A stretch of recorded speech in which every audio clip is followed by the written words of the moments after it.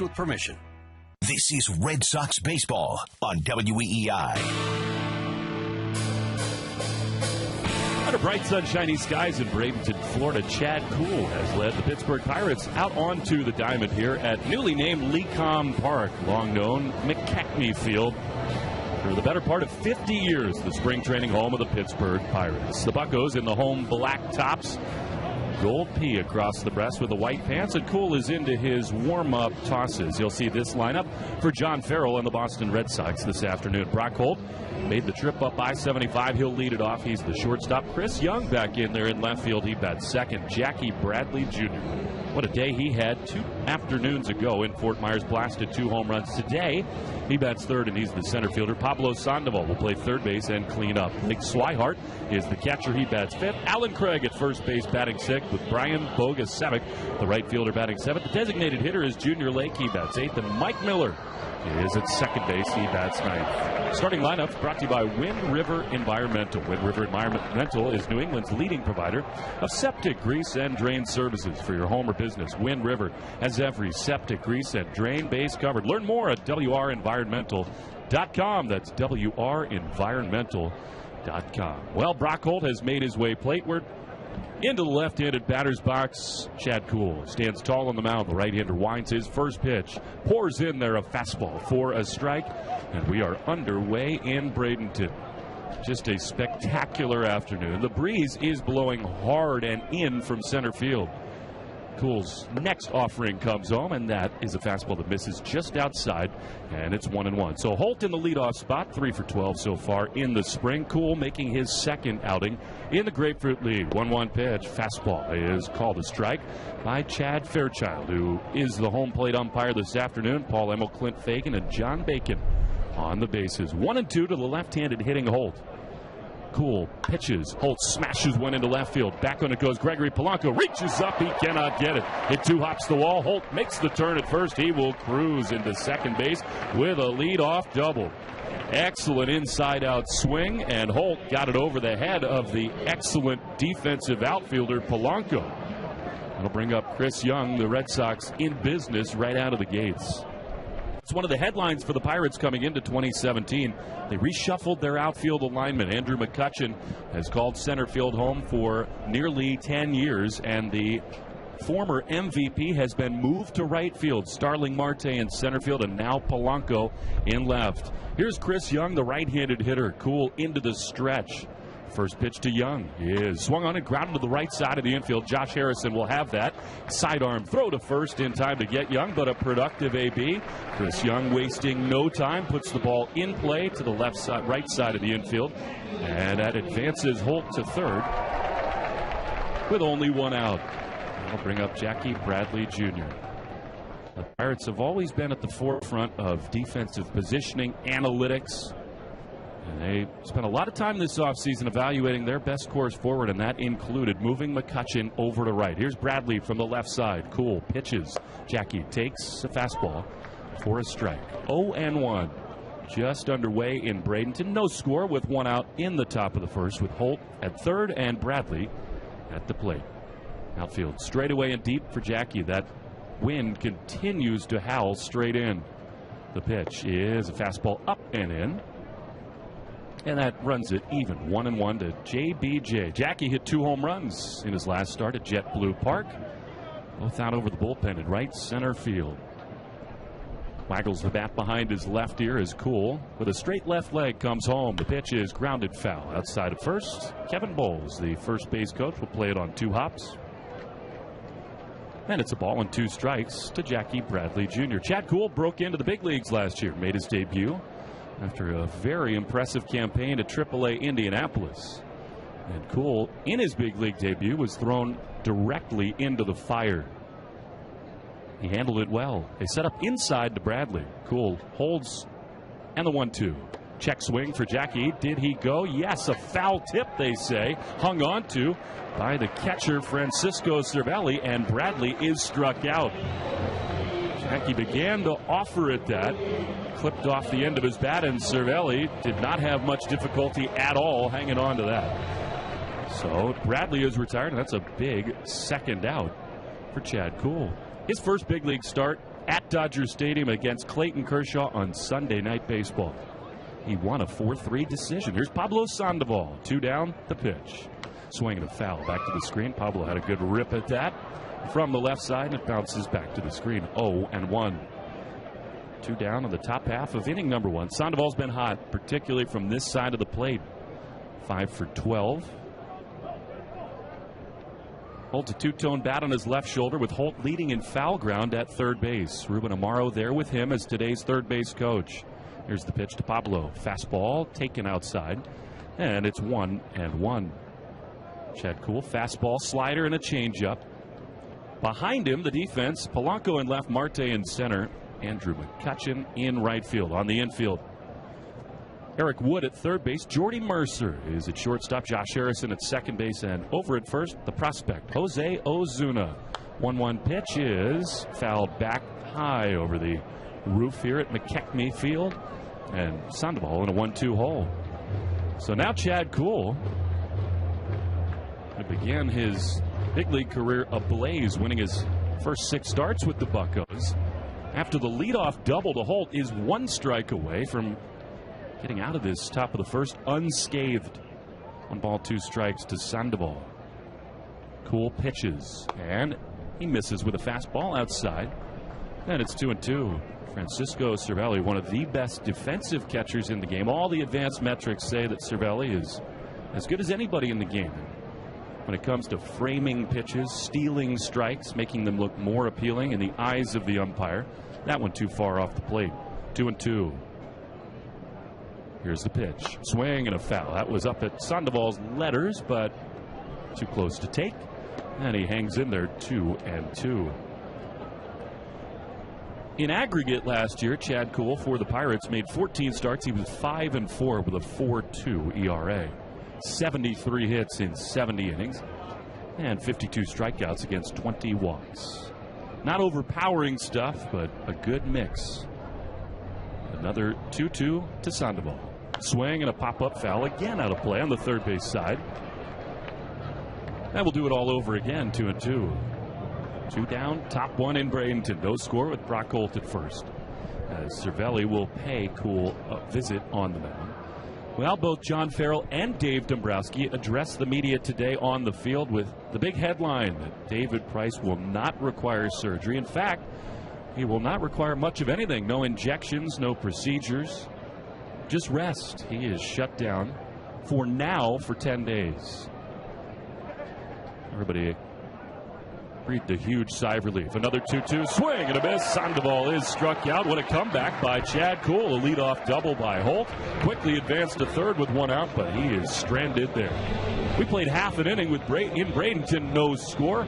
Call DigSafe at 811 before you dig. It's not just smart, it's the law. Remember to call 811 first, even for small digging projects. Click to digsafe.com for more information. Boston's national sports radio leader. This is ESPN on WEEI.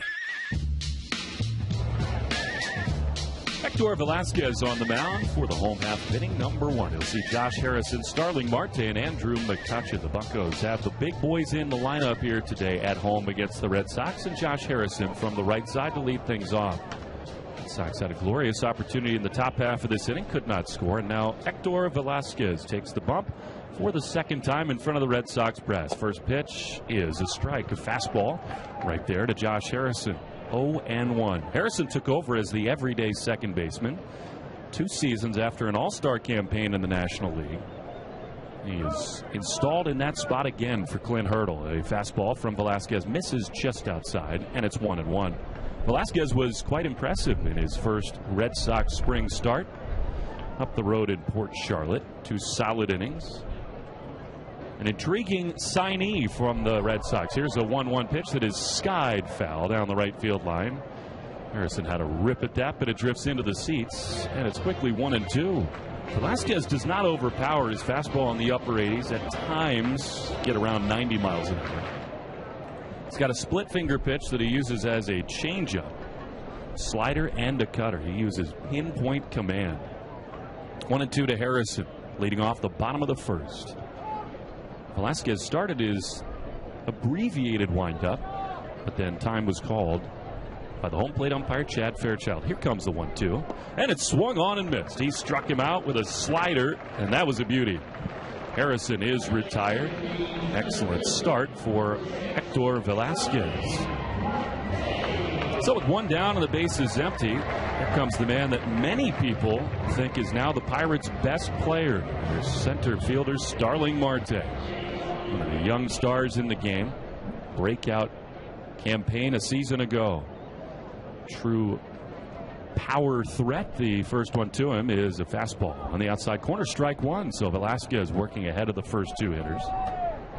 Velasquez is a little bit unique in that he is essentially fully stretched out at the moment. Here's the 0-1 to Marte, swinging a ground ball to the left side of the infield. The shortstop Holt has it. Quickly transfers and throws to first in time to get the speedy Marte by 3 steps. And they're 2 away.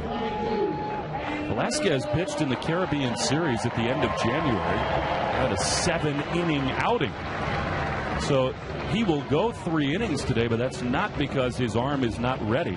In fact, quite the opposite. The Red Sox just want to save the strength of his arm for the later portions of the upcoming season. Here now, the former MVP, Andrew McCutchen. 2 down, bases empty. He takes a fastball for strike 1. That's 3 in a row from Velasquez to these Pirates hitters, 0-1. McCutchen out of nowhere. Fell off a cliff a year ago. He holds the hands low right in front of his right shoulder. 0-1, taken for a strike. Almost looked like the cut fastball there from Velasquez. And it's 0-2.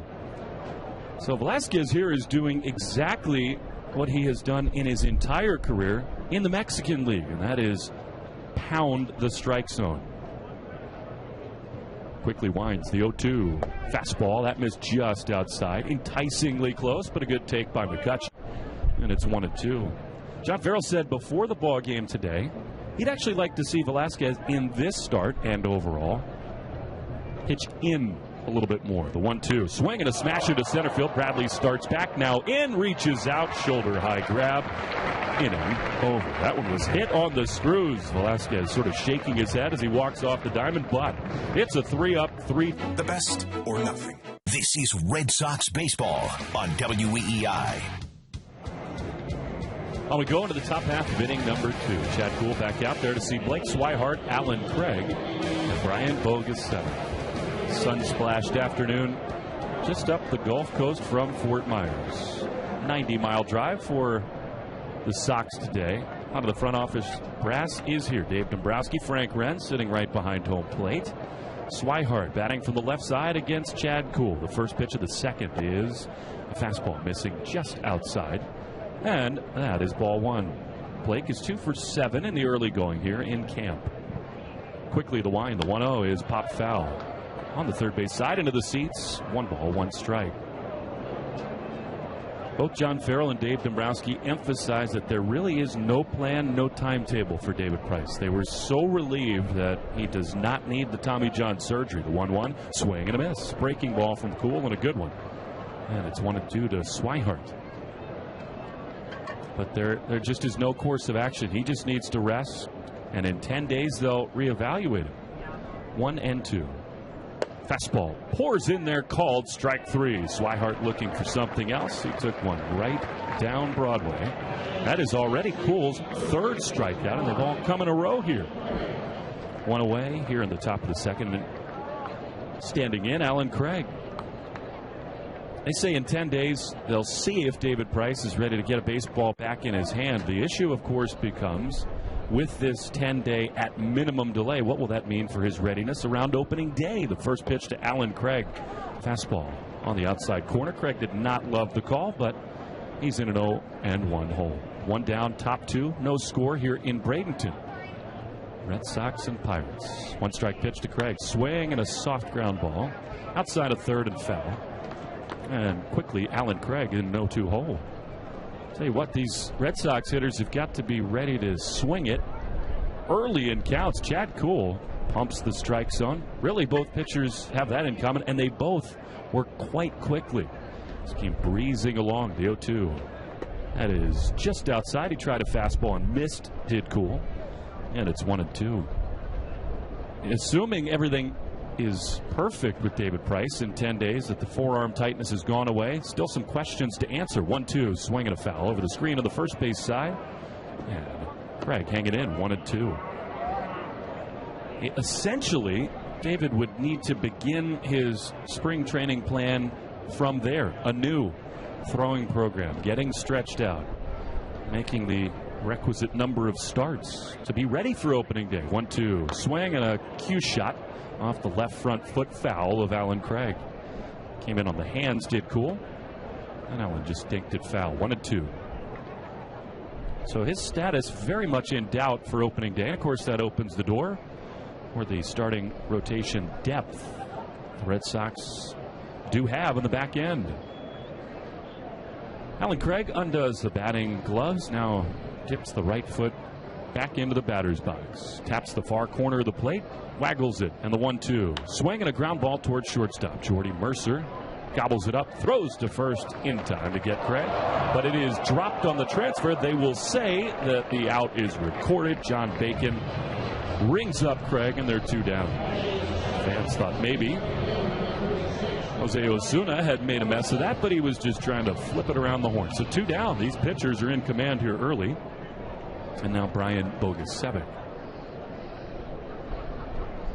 All in all, though, the Red Sox tickled to death that David Price got the news he did from Dr. James Andrews. First one to Bogusevic, ground ball to the left side, and that is bobbled by the third baseman Wood. He picks it up, throws to first in time. Nice pick on the back end by Osuna. Bogusevic thought he was safe, called out by John Bacon, and the inning is over. Another 3 up, 3 down frame here in Bradenton. After an inning and a half, no score. Polanco and Pirates. Bill Fleming with you here on WEEI as the Red Sox head up the Gulf Coast. It'll be Gregory Polanco, then Francisco Cervelli, and David Freese. Pitchers in command of this one early as Polanco, one of the Pirates' young stars, digs in. He takes a fastball for a strike on the outside corner. Looks like Gregory has lowered his hands a little bit. This is left-handed, powerful, slugging left fielder. He takes a fastball that is just inside, and it's 1-1 from Velasquez. Pirates have often projected that Gregory Polanco would hit for a ton of power, and he had a breakout year in that way last year. 1-1, another fastball and another strike. 1-2. 22 homers, 86 driven in. Polanco tore the National League apart in the first 2 months of the season. Velasquez stretches. 1-2 is just up and in. And it's 2 balls and 2 strikes. I say stretches. He does begin, even though it's a winding motion, with his right back foot nestled up against the rubber. Not much of a winding motion at all. Sets at the belt. The 2-2. Fastball misses outside, and the count is full from Velasquez to Polanco. In fact, Velasquez almost takes a couple of steps when he begins the windup. He steps briefly back with the left foot, then back forward with it before rising with that left knee. Here's a payoff pitch to Polanco. Check swing. Did he go? No, says the third base umpire, Paul Emmel. And Polanco draws a base on balls. He is the Pirates' first base runner this afternoon, and here's Francisco Cervelli. So that is most unlike Velasquez, who really does command the strike zone. Red Sox, sort of an unconventional pursuit of Hector. Signed him after this spring training had already begun. Looking for pitching depth. They beat out the Yankees to acquire him. He sets up on the first base side. Cervelli swings at the first pitch, lines it off the second base bag on a hop, and that caroms into right field. Polanco rounds second, heads easily to third, and the Pirates have him at the corners with nobody out. It's one of the issues when you are a strike thrower. I think the Pirates have been watching intently from the dugout as Velasquez pumped one first pitch strike in after another. Cervelli was not going to watch that one get by him. He swung at the first pitch and hammered it just past the mound and then off the second base bag.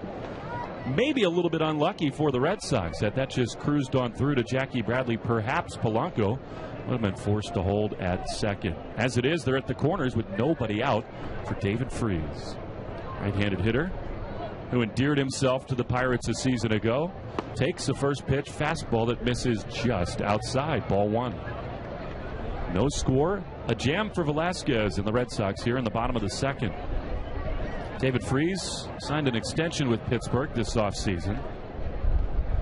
2 years, $10.5 million a campaign. 1-0. Swing and a miss. That looked like the splitter from Velasquez, and it's 1-1. Of course, the longtime favorite in St. Louis, Freese, the hero of their World Series win against the Texas Rangers. 2011, dramatic walk-off hits, game-saving hits. The 1-1 is a little bit off the outside part of the plate. 2-1. He and Alan Craig were teammates. Alan is at first base today for the Red Sox. Cardinals just did not have a roster spot for him after a while. Moved him to the LA Angels, where he did have a good campaign. A lot of folks were surprised that Freese took so long to sign. Pirates scooped him up, and he had a nice year. 2-1 is inside, off the plate, and it's 3 balls and a strike to David Freese. So this is a tough spot for Hector Velasquez. Freese, who hit 13 home runs, drove in 55 a year ago for Clint Hurdle, who's in his 7th year at the helm for the Pirates. 3-1 with runners at the corners. The pitch, swing and a smash into center field. That's going to get down for a base hit. Polanco will come home to score. Cervelli up to second, and Freese puts the Buccos on the board. They break the scoreless tie and lead it 1-0. So after such a beautiful bottom of the first inning, Velasquez has run into a wall here a little bit, and it all started with the walk to Polanco. He was ahead of Polanco 1-2, then lost it. That set the wheels in motion for this Buccos rally. So here now Jordy Mercer. Jordy Mercer, a couple seasons ago, established himself as the everyday shortstop for the Pirates. They acquired Jung-Ho Gung from Korea around that same time. More on him as the broadcast goes along. He's been in the headlines for all the wrong reasons. Mercer stands in, runners at first and second, still no outs. The pitch brushes him back, spins out of the way, and it's 1-0. Jordy Mercer, sort of an average offensive player. Same can be said of his glove in the field. 256, 11 homers, 59 batted in. Won a nice contract in arbitration coming into the 2017 campaign. 1-0 is a strike on the outside corner. He is now a fixture in Pittsburgh, particularly with Gung's legal troubles, some of his injury issues. Gung played more third base than shortstop last year. 1 ball, 1 strike to Mercer. A run in for the Pirates here in the bottom of the second. Bradley pretty deep in center. The pitch is smashed on one, hop to third. Sandoval backhands, throws to second for 1. Miller to first, in time, double play. Just what the doctor ordered. A 1-hopper hot shot to Sandoval. He continues to impress with the glove in the spring. And that is a 5-4-3 double play. Cervelli over to third, but 2 enormous outs for Velasquez to stem the tide. And with 2 outs, here's the prospect, Jose Ozuna. Now with the bases loaded, rather first and second with a run in and nobody out, Velasquez trying to minimize the damage here. He fires a slider for a strike on the outside corner to Ozuna. That's the first time he's thrown anything other than a fastball with the first pitch, and it totally fooled Ozuna. This kid is one of the biggest power prospects in the Pirates minor league system. Strong right-handed hitter, and he takes a fastball inside, and it's 1-1. Ozuna has terrorized the Grapefruit League thus far. 6 for 11 with a double and 2 home runs, one of which came yesterday. 1 ball, 1 strike. Velasquez with a flat build. Cap sets up on the first base side. 1-1 pitch, swing and a miss. There it is from Velasquez, exactly what John Farrell was hoping to see today, pitching on the inner half. That was a very effective pitch, running in toward the right-handed hitter Ozuna. Pirates have taken a lead on the David Freese RBI single. But Velasquez looking to keep it at that. 1-2. Cervelli leads at third. The pitch. Fastball down and in, and it's 2-2. Red Sox paid Velasquez's Mexican League club, Las Piratas de Campeche, $30,000. beat out the Yankees in that negotiation. Piratas, the Pirates, so looking out at the skull and bones in the outfield. Velasquez probably pretty comfortable. Here's the 2-2. Swinging a ground ball to the left side. Sandoval dives. He cannot get it. It's into left field. A base hit. Ozuna stays hot. Cervelli scores, and the Pirates double their lead. It is 2-0. That one out over the plate a little bit from Velasquez. He'll be upset with that 2-strike offering. Buccos lead by a pair, and here's Eric Wood. Red Sox negotiations and the contract they agreed to with Velasquez a little bit unique. They paid that money to his club. A portion of it goes to Velasquez, but then, of course, the Red Sox agreed to terms with Hector. He's got a deal with a lot of escalators in it. Essentially, if he spends a lot of days in the big leagues, he'll make a lot more cash. Here's a swing and a foul back from Eric Wood. And that is strike one from Velasquez. 2-0 Pirates. 2 down and 2 in the second inning. Signed him to a minor league deal, but the more consecutive days that Velasquez spends in the big leagues, the more lucrative it'll be. Wood had a big power surge at Double-A Altoona a year ago. Here he takes a big rip at a fastball and slams it back into the screen, foul. 0-2. 16 home runs, 50 batted in just 95 games. So the Pirates think highly of this right-handed third baseman. He's also a great glove man at the hot corner. On the infield, Holt and Sandoval do play Wood to pull.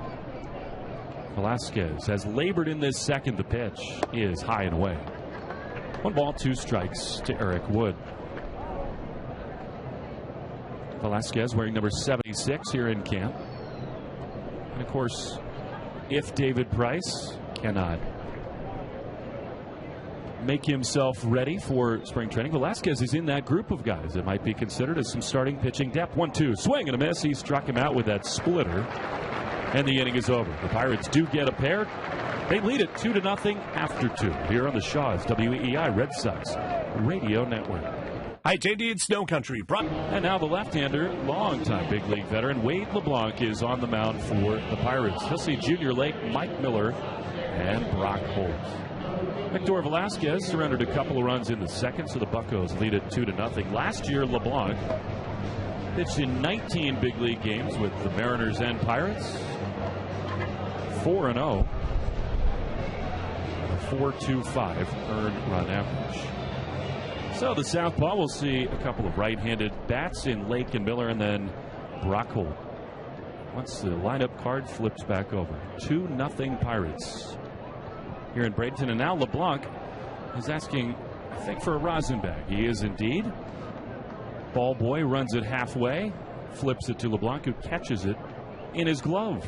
So I guess neither Chad Kuhl nor Hector Velasquez today neither noticed nor needed that rosin on the back slope of the mound.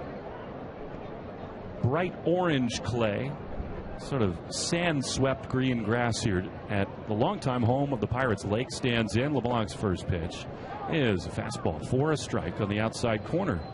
Junior Lake 2 for 7 in the early going here in spring training. He's got big power. Certainly looks the part in that right-handed batter's box. Yellow tape at the handle of a black bat, and he almost gets hit there. Fastball bounces in under his left shin. And it's a ball and a strike. Wade LeBlanc broke into the big leagues in 2008 with the San Diego Padres. He's pitched in 126 major league games. Rests a light-colored glove just above his belt, the 1-1 to Lake. Just down and away. Breaking ball that missed. And it's 2-1. Clint Hurdle is the manager of these Pirates, 7th season leading them. Neil Huntington made the big hire, and Hurdle has seemed to be a perfect fit with this group as Lake bloops one down the right field line. That is going to sink in there and fall for a base hit. Sounds so strange to say it, but McCutcheon out in right field tracks it down just inside the line, and Junior Lake dunks one in there for a leadoff base hit. In on the hands, that looked like a cut fastball from LeBlanc. Junior, who's got plenty of strength, got enough on it and dumped it into right. So here now Mike Miller. Miller drove in a run yesterday Just up the road in Orlando, Red Sox, for the second straight day, pounded the Atlanta Braves. Leadoff man aboard. Here's Miller from the right side. LeBlanc throws. Miller takes a fastball for a strike on the outside corner. The Pirates fell off big time a year ago. 98 wins in 2015, a wild card club, but then in 2016, 78 and 84. Life is never easy these days in the NL Central.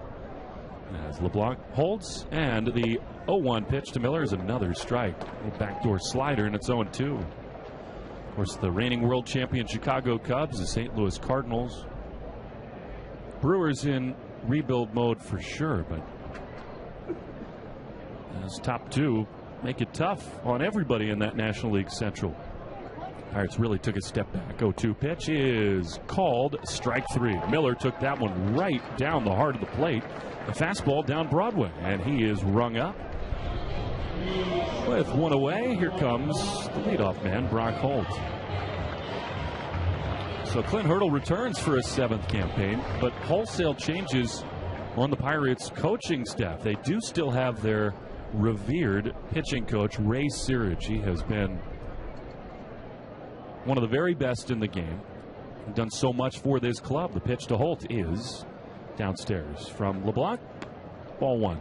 Brock doubled to left field to lead off the ball game. He did not score in that top of the first. Since then, the Pirates have put 2 on the board. 2-0 with 1 out, and Junior Lake at first in the top of the third. Searage is known for taking reclamation projects and restoring their careers as LeBlanc throws to first. Lake just had to take 1 step back to the bag. In a market like Pittsburgh that has expanded its payroll over the last several years, but is still a mid-market club, another snap throw to first, but Lake dives back this time safely. The Pirates do need to be creative. They don't have the resources like the Red Sox to go out and make acquisitions on the free agent market most times. 1-0. To Holt, LeBlanc pitches, and Brock takes a fastball for a strike, and it's 1-1. Ray Searage is often credited with being the king of the island of misfit toys. And over the last several years, my goodness, has he done a tremendous job with exactly that. He has revitalized careers. Guys like A.J. Burnett, Francisco Liriano, Jay Happ.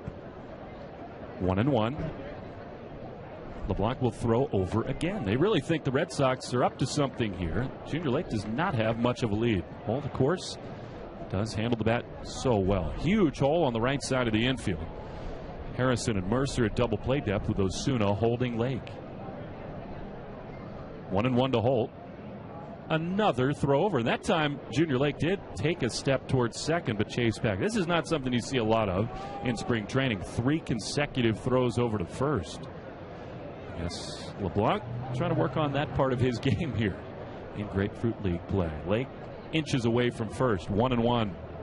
A long pause, finally a pitch, and Holt takes a breaking ball outside, and on the dirt read, Lake breaks for second. Cervelli's throw is not in time. Foot first slide for Junior Lake. He took a gamble there. It did scoot a little bit away from Cervelli, but Francisco pounced on it, made a strong, accurate throw to second base, but Junior Lake, after all of that, is at second base. So an RBI chance for Brock Holt, 2-1 the count. That'll be a wild pitch on Wade LeBlanc. After all the throws over, buried one in the dirt, and Junior took advantage. Hitters count for Holt, 2-1. Wade checks on him at second, now throws, and Holt bounces one towards second. Harrison has it with his heels on the outfield grass, flips to first, in time to get Brock. On the play, Junior Lake to third, but that is out. Number 2. Oh, not what Holt was looking for. There's Chris Young. So Ray Searage is just famous for transforming guys into starting roles, bullpen too. This year, the Pirates hope he can do a little bit of the same. They've got the top of the rotation is totally solidified with Garrett Cole and the young kid Jamison Tayo. Nova came over a year ago. He pitched well. He's got a hold on the 3rd spot in the rotation. Then the next 2 are up for grabs. Here's the first one to Young. Fastball pumps in there from LeBlanc. And it's 0-1. 2-0 Pirates. 2 down here in the top of the third with Junior Lake at third base. Young man who pitched today, Chad Kuhl, vying for one of those spots. Here's the pitch. Check swing. Did he go? No. Paul Emmel gives CY a break, and it's 1-1. Stephen Brault and another young gun, Tyler Glasnow, has a chance to slide into that Pirates rotation. There are not a lot of teams with more young, right-handed, talented starting pitching than the Pirates. Here's a 1-1 sky down the left field line. Way back on it. Polanco watches it sail out of the ballpark. Gone. A home run for Chris Young. A moonshot inside the pole to left. And the Red Sox have tied it at 2. Chris Young stays hot. That one got out of here with plenty to spare, and the Red Sox have tied this thing up. Looked like LeBlanc hung one right out over the plate, and Young destroyed it. So, just like that, a new ball game, and with 2 outs and the bases clear thanks to Young's blast, here's Jackie Bradley Jr. From the left side, Jackie, fooled by a breaking ball, could not stop the swing, and it's 0-1. Talking to Jackie before the ballgame today, he was out in center field shagging BP flies, as he always does. Asked him the impact of the wind blowing hard and in. LeBlanc, 0-1 pitch, misses inside, and it's a ball and a strike to Bradley. Jackie said it's blowing it big time back in. Sandoval got a hold of one in BP, and it went nowhere. Down the line's a little bit of a different story. The 1-1 swing and a pop-up into shallow center field. Wind or no wind, this will never get out as Marte cruises in with the shades on, reaches out, and makes a one-hand grab.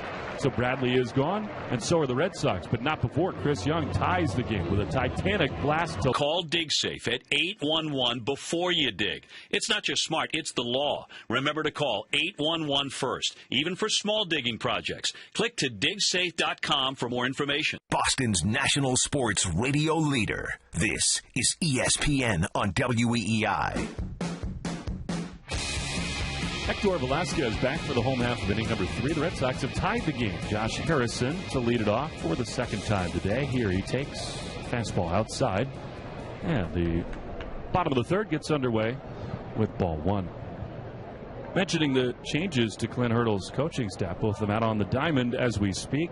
Alex Cora is the new third base coach as the 1-0 pitch is fouled back from Harrison. 1-1. Kimera Barti was a longtime outfield coordinator in the Pirates minor league system, coaches first base today. And Clint's got a new bench coach, Tom Prince, who's a longtime minor league field developer in the Pirates org. Here's Harrison, swing and a miss at a breaking ball in under his hands. Good pitch from Velasquez, and it's 1-2. So the Buccos mixing it up after that disappointing season. New coaches on the corner. 1-2. Swing and a foul. Harrison will leave tomorrow. He found out before the game today that he's been named to the United States roster for the World Baseball Classic. In fact, the Pirates have 6 players in today's lineup headed for the WBC. Harrison, Marte, McCutchen, Polanco, Cervelli, and the young kid Eric Wood. 1-2. Swing and a liner foul off the tarp down the left field line. Harrison well in front of a Velasquez breaking ball, and it stays 1-2. Eric Wood's going to go play for Team Canada. Cervelli for the Italians. Marte and Polanco with the Dominican Republic. 1-2. Swing and a line drive down the right field line, slicing foul. So Harrison is making Velasquez work a little bit here. Poked that one foul. Let's see, a 6 pitch and a 1-2 count. McCutchen and Harrison will go join Team USA. Matt Carpenter withdrew from that baseball classic with tightness in his lower back. Open a spot for Harrison. 1-2, swing and a foul back. Harrison's a Cincinnati kid, and he is beloved in Pittsburgh.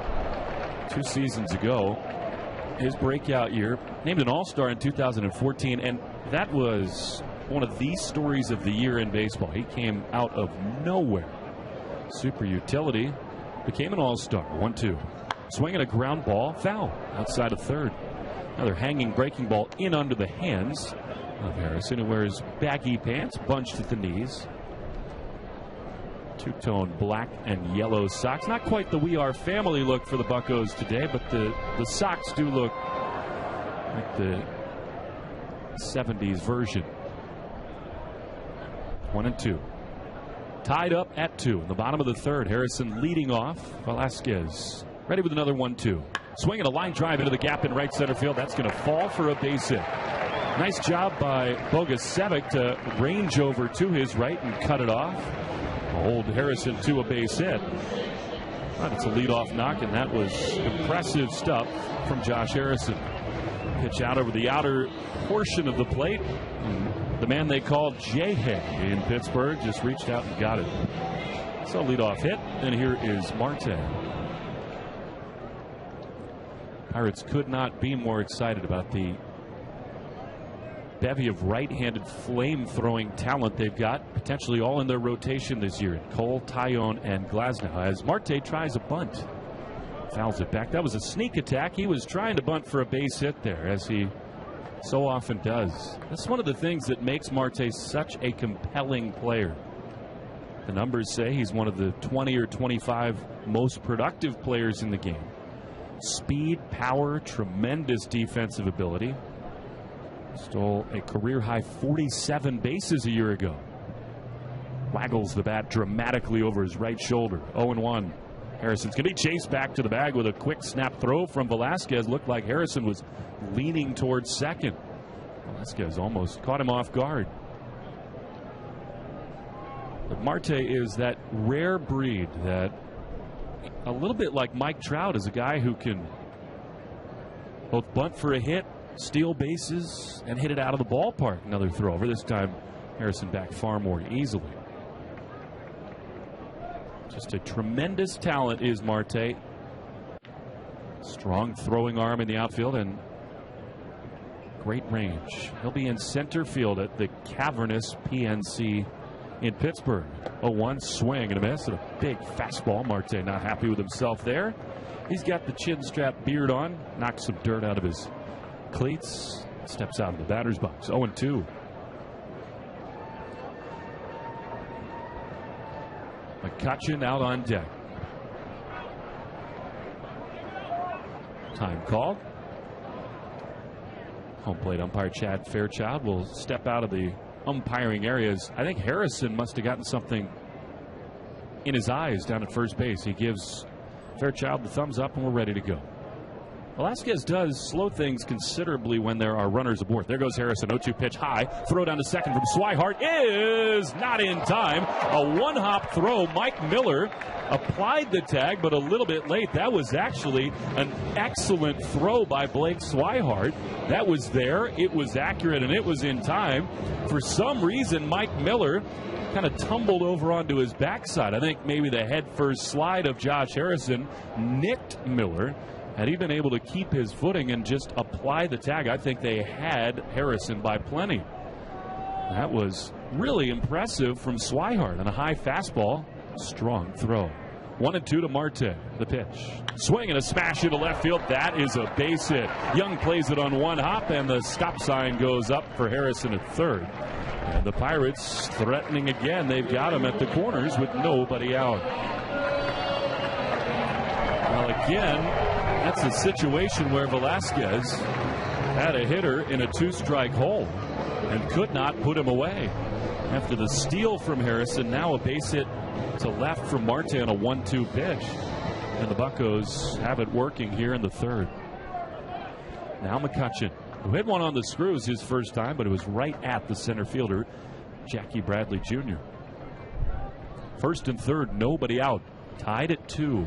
Here in the bottom of the third. Velasquez's pant legs whipping in the wind. The pitch. Swing and a high fly into right field. Back on it goes Bogusevic. He will have room in front of the track. Makes the play. Tagging at third is Harrison. He will come home to score. And the Pirates lead it 3-2. First pitch swinging. A sacrifice fly for Kutch.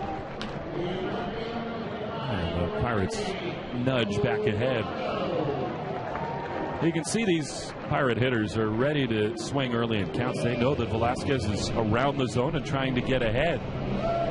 So the steal from Harrison and the missed opportunity on the tag looms large in this inning. They almost had Harrison at second base. In the end, he steals, moves to third on the Marte hit, and scores on a sac fly. So here now, one out. Gregory Polanco bats again, and he takes a strike on the outside corner. Velasquez works ahead. Nothing and one. 3-2 Pirates. One out, bottom three. Polanco worked an 8-pitch walk his first time. Velasquez was ahead of him. 0-1. Swing and a high fly to right center field. This will stay in the yard as Bradley drifts to his left. Camps out with the shades on. The one-hand shoulder high grab. Can of corn, and there are two away. Polanco thinks he just missed that one as he mutters to himself, walking back to the dugout. Here comes Cervelli. It seems like every time you see Polanco, he's bigger. Still going to spend most of this year 25 years old. And a guy that people around baseball heard a lot about as far back as 3-4 years ago. Super talented kid who can run like a gazelle, fields his position well, and he too. A lot of power from that left side. Two down, Cervelli. Right-handed hitter stands in. They play him to pull to the Red Sox, and Velasquez snaps a throw over to first. Marte back in at first. Good idea for Hector. Marte, one of the best base stealers in the game. Alan Craig holds him there. Cervelli singled to center field his first time. Levels the bat over the plate. Now holds it behind his right ear. The pitch just outside. A slider from Velasquez that barely missed off the outside black. 1-0. The whole Red Sox brass was in on the decision to acquire Velasquez from the Piratas de Campeche in the Mexican League. Alan Baird, Jared Banner, really everybody got a look at him in the Caribbean Series. Here's a swing and a smash into left field. That's a base hit. Sandoval into an all-out dive, could not get there. Pablo looks a little bit upset with himself. He thought he had a chance to make that play, but it was hit on the screws into left. And the Buccos have him at first and second. In fact, looking at the replay, Pablo got a tiny piece of that on the dive. Carl Willis is going to come out of the dugout here and have a word with Velasquez. Just give him a little bit of a break here.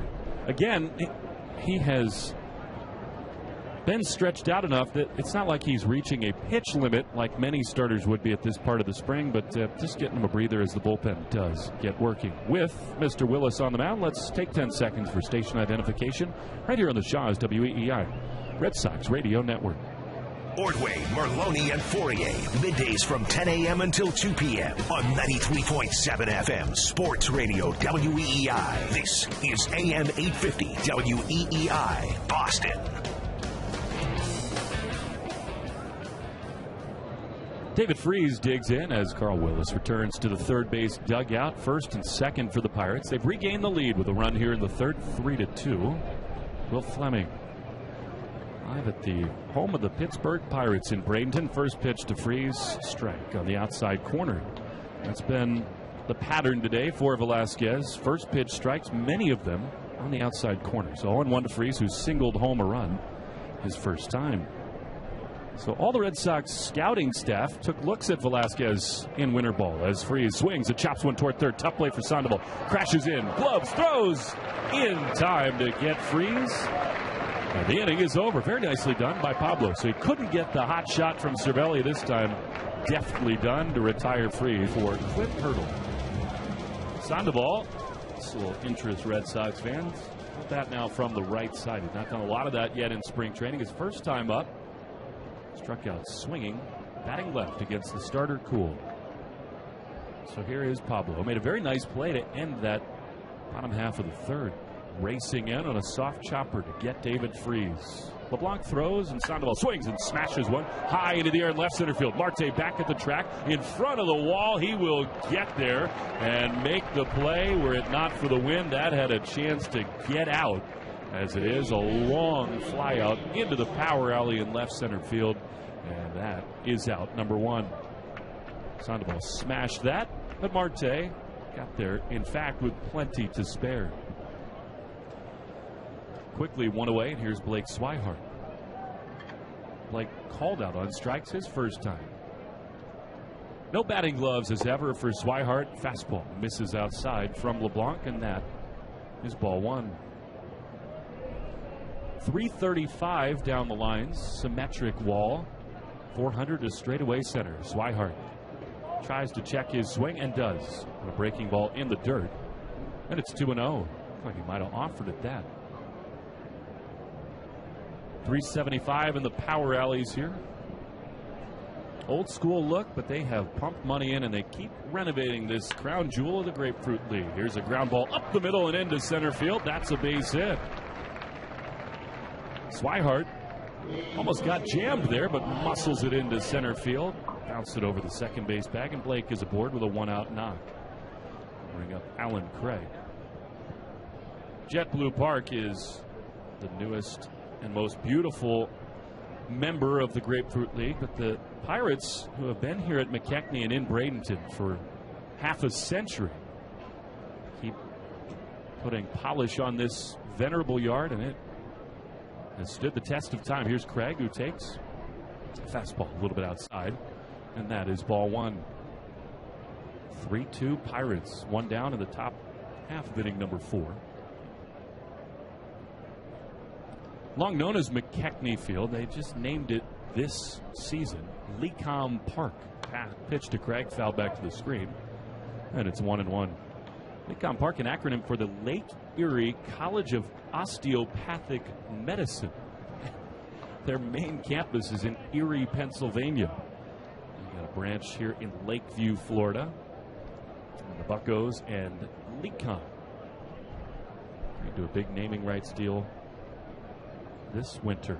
1-1 to Craig. Waggles that bat like a metronome from the right side. Here he drives one into left field. High fly. Back on to Polanco at the track. At the wall. Polanco reaches out on the run and makes a spectacular grab to take extra bases away from Alan Craig.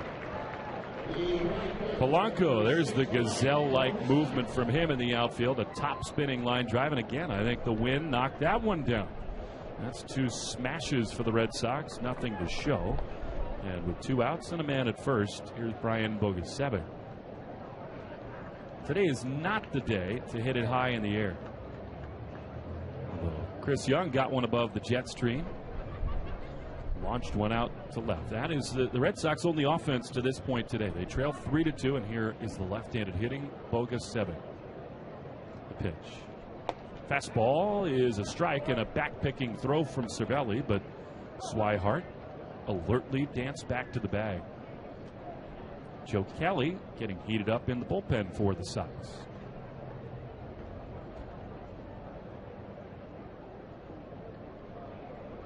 At 2 away, the middle infield backed up onto the outfield grass. Bogusevic ready, the 0-1. Just a little bit off the outside part of the plate, 1-1. Pirates were relatively quiet in the offseason. They did not make a big splash in the free agent market. They did bring over Daniel Hudson. Had a great year in the bullpen for the Arizona Diamondbacks. 1-1. The pitch is downstairs. Change up from LeBlanc, laid off by Bogusevic, and it's 2-1. They are going to roll Josh Bell, young, talented first baseman, out for his first full season over there at first. But other than that, not a lot of movement for the Buccos. 2-1. Pitch is outside. LeBlanc wanted that one, called a ball, and it's 3-1. Garrett Cole made his debut yesterday. Not surprisingly, with a pitcher under Ray Searage's tutelage. He's been working a lot on his changeup, has Cole, one of the dominant right-handed starters in the National League. He was effective yesterday. 3-1 pitch, swing and a foul. Another off-speed pitch. Bogusevic out in front of it, and that runs the count full. 2 down, top 4. 3-2 Pirates. Buccos beat the Orioles 5-2 yesterday. Cole got the win. 2 strong innings with 4 strikeouts. He's going to be their ace this year. Outfield shaded the other way for Bogusevic. 3-2 pitch is called strike 3 on the outside corner. Bogusevic cannot believe it. Took a few steps toward first, but he is rung up. And the inning is over. Red Sox pound a couple of balls into the air in the outfield, but the wind knocked the /SportsMed. Keep doing what you love. Boston's national sports radio leader. This is ESPN on WEEI.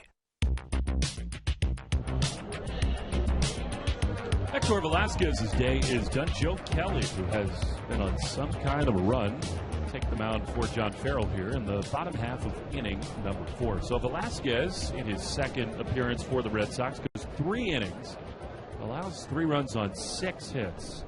Hector struck out 2. And he did walk 1.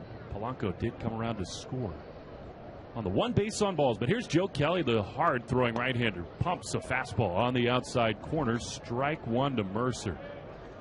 Joe has faced the minimum in his last 7 innings of work, dating all the way back to the ALDS. Really settled into this back end of the bullpen role. The 0-1 pitch. Bounces in there. Some kind of breaking ball from Kelly. Maybe the slider there. That levels the count. 1 ball and 1 strike to Jordy Mercer. So a little bit of a mixed bag for Velasquez. A brilliant start for him, a 1-2-3 first, but then the walk to Polanco sort of set the wheels in motion for a 2-run second inning, and then the McCutchen sac fly. At the moment, the difference in this one. 1-1 pitch. Swing and a smash down the left field line. Trouble if it's fair. Hooking toward the pole. It is foul. Just outside that left field pole. And Kelly looking into Blake Swihart, wondering what happened there. Came in with a fastball. Clearly Mercer sitting on it and turned it right around. You just don't see that a lot against the velocity of Joe Kelly. Mercer thought he had one there. And who knows, the breeze at the moment kind of blowing right to left. That might have pushed it foul. 1-2. 3-2 Pirates here. Bottom half of the 4th. Shortstop Brock Holt playing deep in the hole. Sandoval well off the bag. Creeping toward the line. Here's the 1-2 pitch. Swing and a bloop the other way toward right field, foul to get a couple rows into the seats. And it remains 1-2. Joe Kelly seems to have fully embraced this role now out of the bullpen. They want him to be sort of their 7th inning guy, but there's a chance that he could be more versatile than that. Given his experience as a starter, he could be a long man at times. Quite a weapon in the pen. He works from the first base side of the rubber. Takes a deep breath. At the belt, the 1-2 pitch. Called strike 3. Fastball on the outside corner. That is that for Mercer. 98 miles an hour on the radar gun here in Bradenton.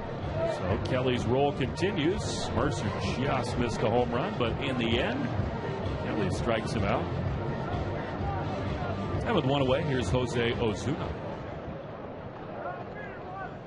Ozuna played at the Pirates' 2nd run with a base hit to left his first time. Right-handed hitter digs in. This will be a test for Ozuna. Flame-throwing Kelly comes home. Fastball, strike on the outside corner, 97 miles an hour. Joe, as always, has the glasses on, the flat-billed two-tone Red Sox cap. Baseball goes into the glove, and from the belt, the pitch is a little bit low. Joe thought that was in there. Chad Fairchild behind the plate disagreed.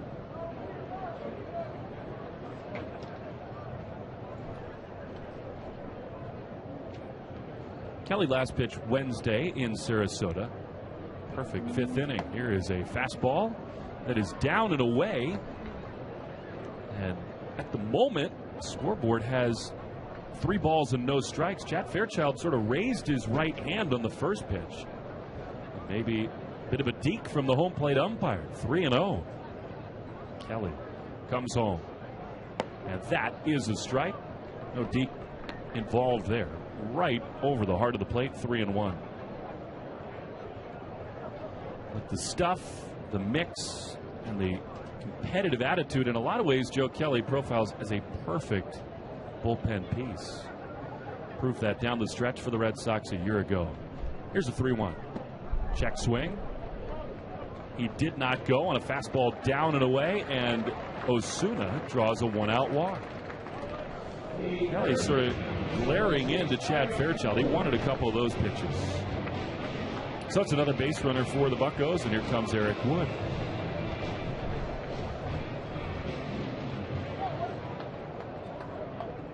Sub-1 ERA and 11 appearances for the Red Sox a year ago for Joe. Spending a lot of time this Grapefruit League campaign with David Price, and I'm sure Joe, along with everyone involved with the Red Sox, relieved to have Price back in Fort Myers as Joe misses inside to Wood. Fastball off the plate, and it's 1-0. So you'd have to say that at this point, Joe not as sharp as he's been the last couple of times. Did strike out Mercer, although he almost went yard to left, and then a walk to Osuna. And behind Wood, 1-0. Swing and a miss. Wood could not catch up to that 97-mile-an-hour heat. And it's 1-1.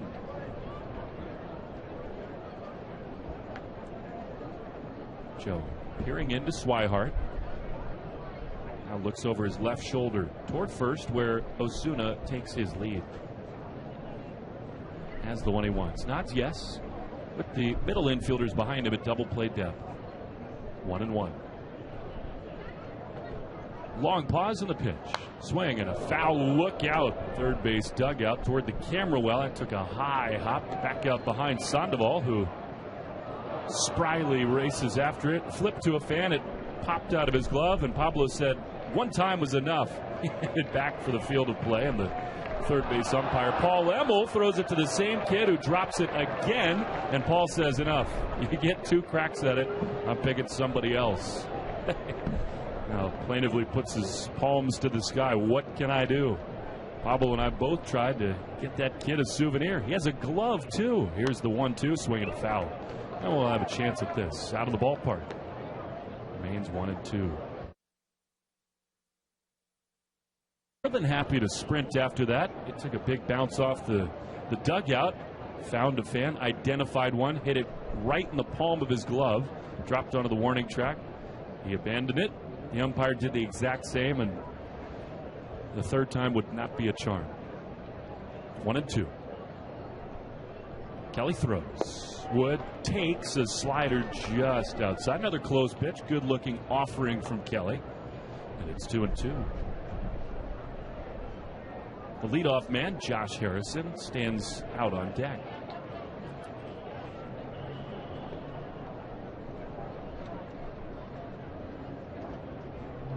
Kelly, you can see from here, already has a lather going down that left forearm. Baseball into the glove. The 2-2 pitch bounces in there, and there goes the runner from first base, Osuna, and he will get there without a throw. Swihart had some difficulty getting that out of his glove once he cleanly picked it off the dirt. So a wild pitch from Kelly moves Osuna into scoring position. And ahead of Wood, 1-2. He's bounced a couple here. And now the count full. Alan Craig against the right-handed hitting Wood, well off the first base line. Kelly readies at the belt, the payoff pitch. Swing and a high pop-up. Shallow right field. Back going to go Craig and Miller, the second baseman. In comes Bogusevic, and at the very last minute, Bogusevic calls Miller off, reaches high above him, and makes a one-handed grab. That should be Bogusevic's ball all the way. Miller quite late to bail out of there, but all's well that ends well. Bogusevic makes the play. That was extremely shallow right field. I think that's probably the main reason Miller did not give up on it. That in the end, that was caught 30 feet or so into the outfield grass. But it was in the air so long, Bogusevic had plenty of time to come in and make the play. So 2 down, and here is Harrison. Harrison struck out his first time. Single to right the next. 1 for 2.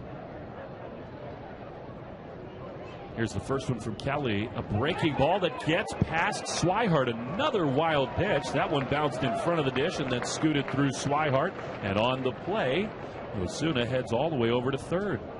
So a walk and a couple of wild pitches, and that one took a bite out of Chad Fairchild. The Pirates athletic trainer is going to come take a look at him. I think it might have gotten him on that exposed right hand. So Kelly has pitched himself into a little bit of a bind here. And this kind of a situation, as minimal as it is, has been the exception, not the rule for Kelly. That is how dominant he has been for the Red Sox. He's okay, is the home plate umpire. And we will dial it back up here as Harrison makes his way back toward the batter's box. Fans, if you're still looking to get group tickets to opening day or games against the Yankees, Cubs, or the Ortiz retirement game, limited hospitality packages still remain for these in every game. Visit redsox.com/groups for more info. Harrison back in there with 2 outs and a runner at third. Kelly's 1-0 pitch almost hits Harrison. Fastball up and in. 96 miles an hour, and it's 2-0. So Joe, though he has 2 outs, not quite as razor sharp as he has been. 2-0. Kelly throws. Harrison takes outside, off the plate. Ball 3. Plenty of heat there, 97 miles an hour. Today we're expecting to see Matt Barnes, Fernando Abad, maybe Chandler Shepard, Jamie Callahan, Ben Taylor also on the available list. For now it's Kelly. 3-0 pitch. That one pumps in there. Fastball, 96 on the gun, and it's 3-1. Palm trees lined up beyond the right field wall. They built a huge deck all the way around the outfield. It really looks like something you'd build in your own backyard, other than the fact that it spans the entire distance of a big league outfield here. 3-1 pitch, outside, ball 4. Kelly not happy with himself there. That is a 5-pitch walk to Harrison that included a wild pitch to move Osuna to third. And asking for trouble as here comes Starling Marte to join him on the mound. Carl Willis right behind. We'll be back on the air tomorrow, back home in Fort Myers. The Red Sox, after a 2-game roadie up the Gulf Coast, will return home to face the Atlanta Braves. Kyle Kendrick is going to get the start for John Farrell. That's another 105 start. We'll have it for you right here on WEEI 850. 1 o'clock pregame show. See if the Red Sox can keep it going at home. Josh will be back. For now, Will Fleming, thrilled to be with you here in Bradenton, Florida. Bit of a bind for Joe Kelly. He's walked 2, uncorked a couple of wild pitches, and he's got runners at the corners again. Dangerous. Marte. Starling 1 for 2. Wide stance in that right-handed box. The pitch is a breaking ball in the dirt. Ball 1. So Kelly just does not have the feel for that breaking pitch today. That's the 3rd that he spiked in front of home plate by a wide margin. 1-0. You don't want to give in to Marte here. He could, in the blink of an eye, make this a 4-run game. Prodigious power for Marte. Threatening in the right-handed box. The 1-0 pitch, breaking ball. That went in there for a strike. Kelly took a little something off there. That was more like the slider that spun in. Steals a strike, and it's 1-1. Now, Marte was not looking for that. I think after seeing a couple of curveballs bounce in the dirt, he thought he'd get a fastball there. He did not. So savvy from Kelly. 1-1. Harrison goes from first. Pitch is smashed into right.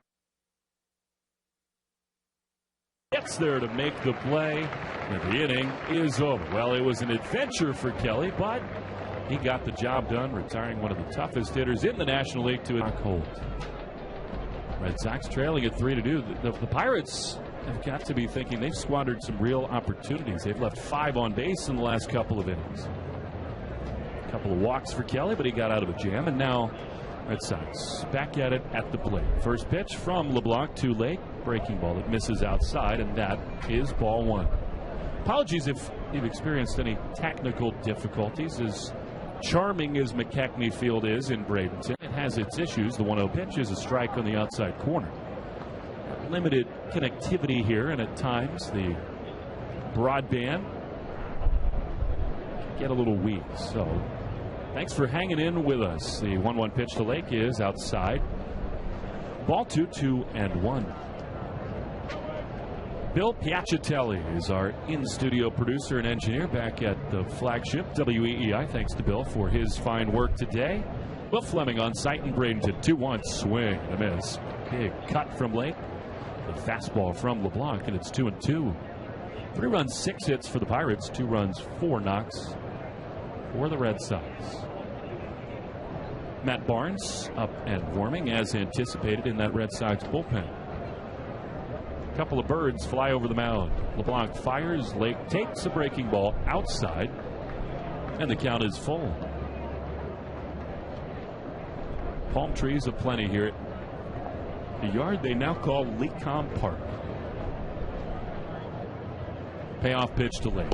Taken outside, ball 4. So Lake is aboard for the second time. He singled and scored his first time, and now he draws a leadoff walk in the top of the 5th. Mike Miller stands in.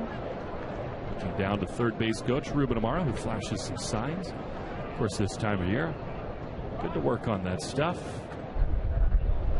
Learn the signs, figure out tendencies, although of course, Ruben Amaro will not be the third base coach in the regular season for the Red Sox, and it's probably a long shot that Mike Miller joins them out of camp. Here's the first one to Miller, who made his debut last year, swinging a fly ball down the right field line. McCutchen, a long run, and he will get there just inside the line. That one hung up for a while.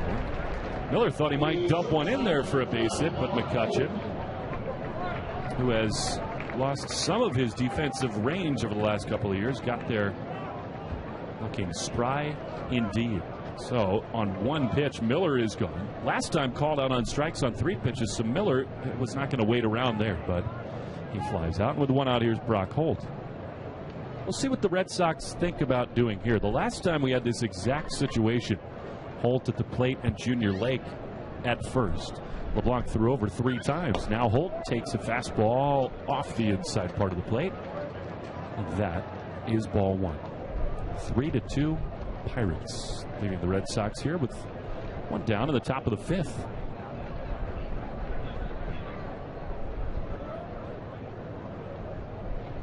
He throws, does LeBlanc, and Holt takes a fastball for a strike on the outside corner to level things at 1-1. David Price had some fun with the Red Sox fans as he returned home from Indianapolis, saying he ran a 4.11 40-yard dash. Dave Dombrowski laughed about that today before the game. The 1-1. Swinging a bouncer foul outside of first. 1-2 to Brock Holt. Said, to my knowledge, David did not run the 40. In fact, knowing the kind of guy that he is, we almost had to tell him, hey, David, I don't want to turn on the NFL Network and see you doing any shuttle runs. But all smiles for the Red Sox after he received such great news.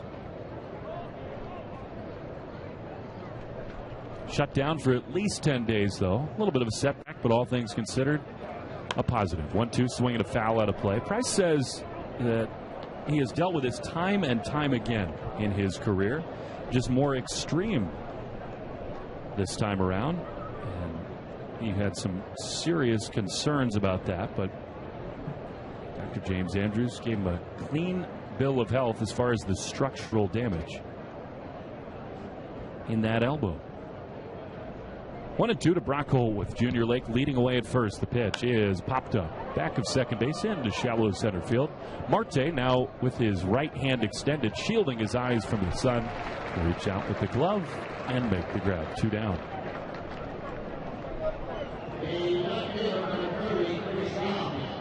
So Holt is gone. It's now 1 for 3. Here's Chris Young. Young did the damage for the Red Sox in that 3rd inning, launching a home run out to left. He bats for the 3rd time. 1 for 2. See what the Red Sox do here. Maybe get Junior Lake in motion. Less likely with the left-hander LeBlanc on the mound, but who knows? Try to get him into scoring position here. 2 down, the pitch to Young. Swing and a high fly. Can of corn into center field again. Marte having some real issues with the sun. Back goes Harrison. Marte in, and he does pick it up late, and he makes a snow cone grab. That thing almost popped out of his glove. It is a high sky, and Marte with that big gold cross jangling out of his jersey as he jogs off the field. Made the play. Young retired. The Red Sox do not cash in. The pair struck out 1. Corked a couple of wild pitches, but no runs against him, nor any hits. So, Kelly, after 3 innings from Velasquez, and now here's Matt Barnes. Barnes himself, such an outstanding campaign in the bullpen for the Red Sox a year ago. Here he fires the first pitch to Andrew McCutchen. That misses outside, ball 1. McCutchen has hit it hard today. Lined out to deep center field and then knocked in a run with a sac fly to right in the 3rd. So officially 0 for 1. 1-0 from Barnes. Misses high. 2 balls and no strikes. The Pirates would adore a bounce-back season from Andrew McCutchen. I mean, in the final analysis, he still hit 24 home runs, drove in 79, but struck out more, walked, made hard contact much less frequently a season ago. 2-0. Fastball misses inside, ball 3. This is a guy in McCutchen that if you polled people around baseball, most people would have thought was as safe a bet as there was in the whole sport. Franchise cornerstone player, and he just kind of fell off last year. 3-0 swing and a foul. He was ready to hit there. 3-0. Barnes came in with a fastball, and McCutchen fouls it back. It's 3-1. He fell off so greatly that the Pirates floated him the entire offseason. Trade conversations, the Nationals, the Giants, other clubs vying for McCutchen's services. But in the end, he's here for now. 3-1. Barnes throws. McCutchen drives one on the ground into right field. That's a base hit. Good stuff today from McCutchen. He's hit the ball hard 3 times, and he is aboard with a leadoff single here in the bottom of the 5th. It's been something the Buccos have done here today. 3 of the 5 frames, they have the leadoff man aboard. So Barnes, they'll see Polanco with McCutchen at first. McCutchen, who was the 2013 MVP, just a tremendous talent and beloved in Pittsburgh. I mean, he is a civic institution there. In fact, as the rumors rolled out that he was being discussed in trade talks, that did not sit that well in Pittsburgh. Here's Polanco as Barnes throws. McCutchen goes. Fastball. Strike on the outside corner. Swihart's throw is not in time. Well, that's the McCutchen of 2013. He looks spry today. Easily into second base. Brock Holt pats him on the backside with the glove. And I don't know that Barnes gave Swihart much of a chance there. That was stolen off the pitcher. McCutchen has a steal. And just like that, he's in a scoring position. Pitch called a strike to Polanco. 0-1. He stole 27 bags in that MVP year 3 seasons ago. Did McCutchen. 0-1 to Polanco. Barnes throws. Polanco fouls one off on the third base side. And it's quickly 0-2.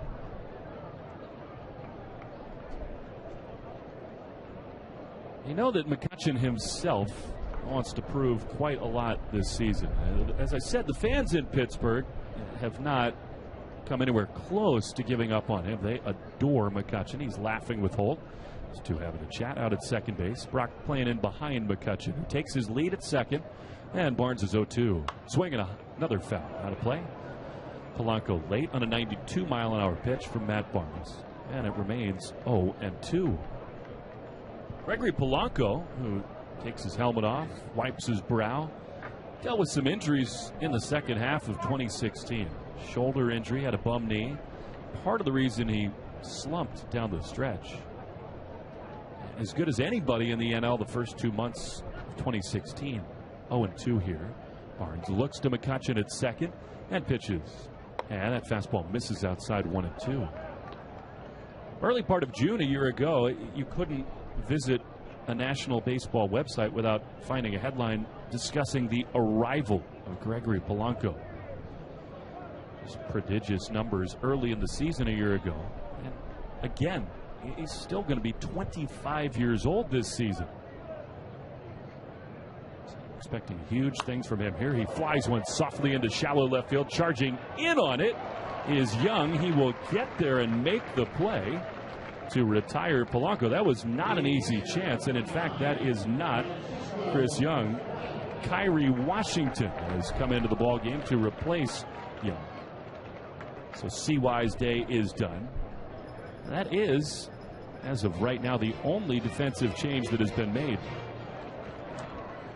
So Young's day is over. He made the last out in the top half of this fifth inning.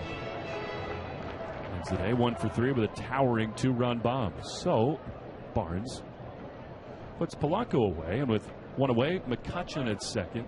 Here's Francisco Cervelli. Cervelli holds the hands high. Barnes sets. 2 looks to McCutchen, and he delivers. Breaking ball bounces in front of the plate. It's been a workout for Blake Swihart today. Joe Kelly did that on a number of occasions, and now Barnes bounces a breaking pitch. Gets stopped by Swihart to keep McCutchen at second. Cervelli re-up to a big contract extension with Neil Huntington and the Pirates. Neil, a very successful run for these Buccos, who in McCutchen's MVP season broke a 20-year run without a winning record. Been to the playoffs a couple times. 1-0 pitch is outside from Barnes. 2-0 to Cervelli.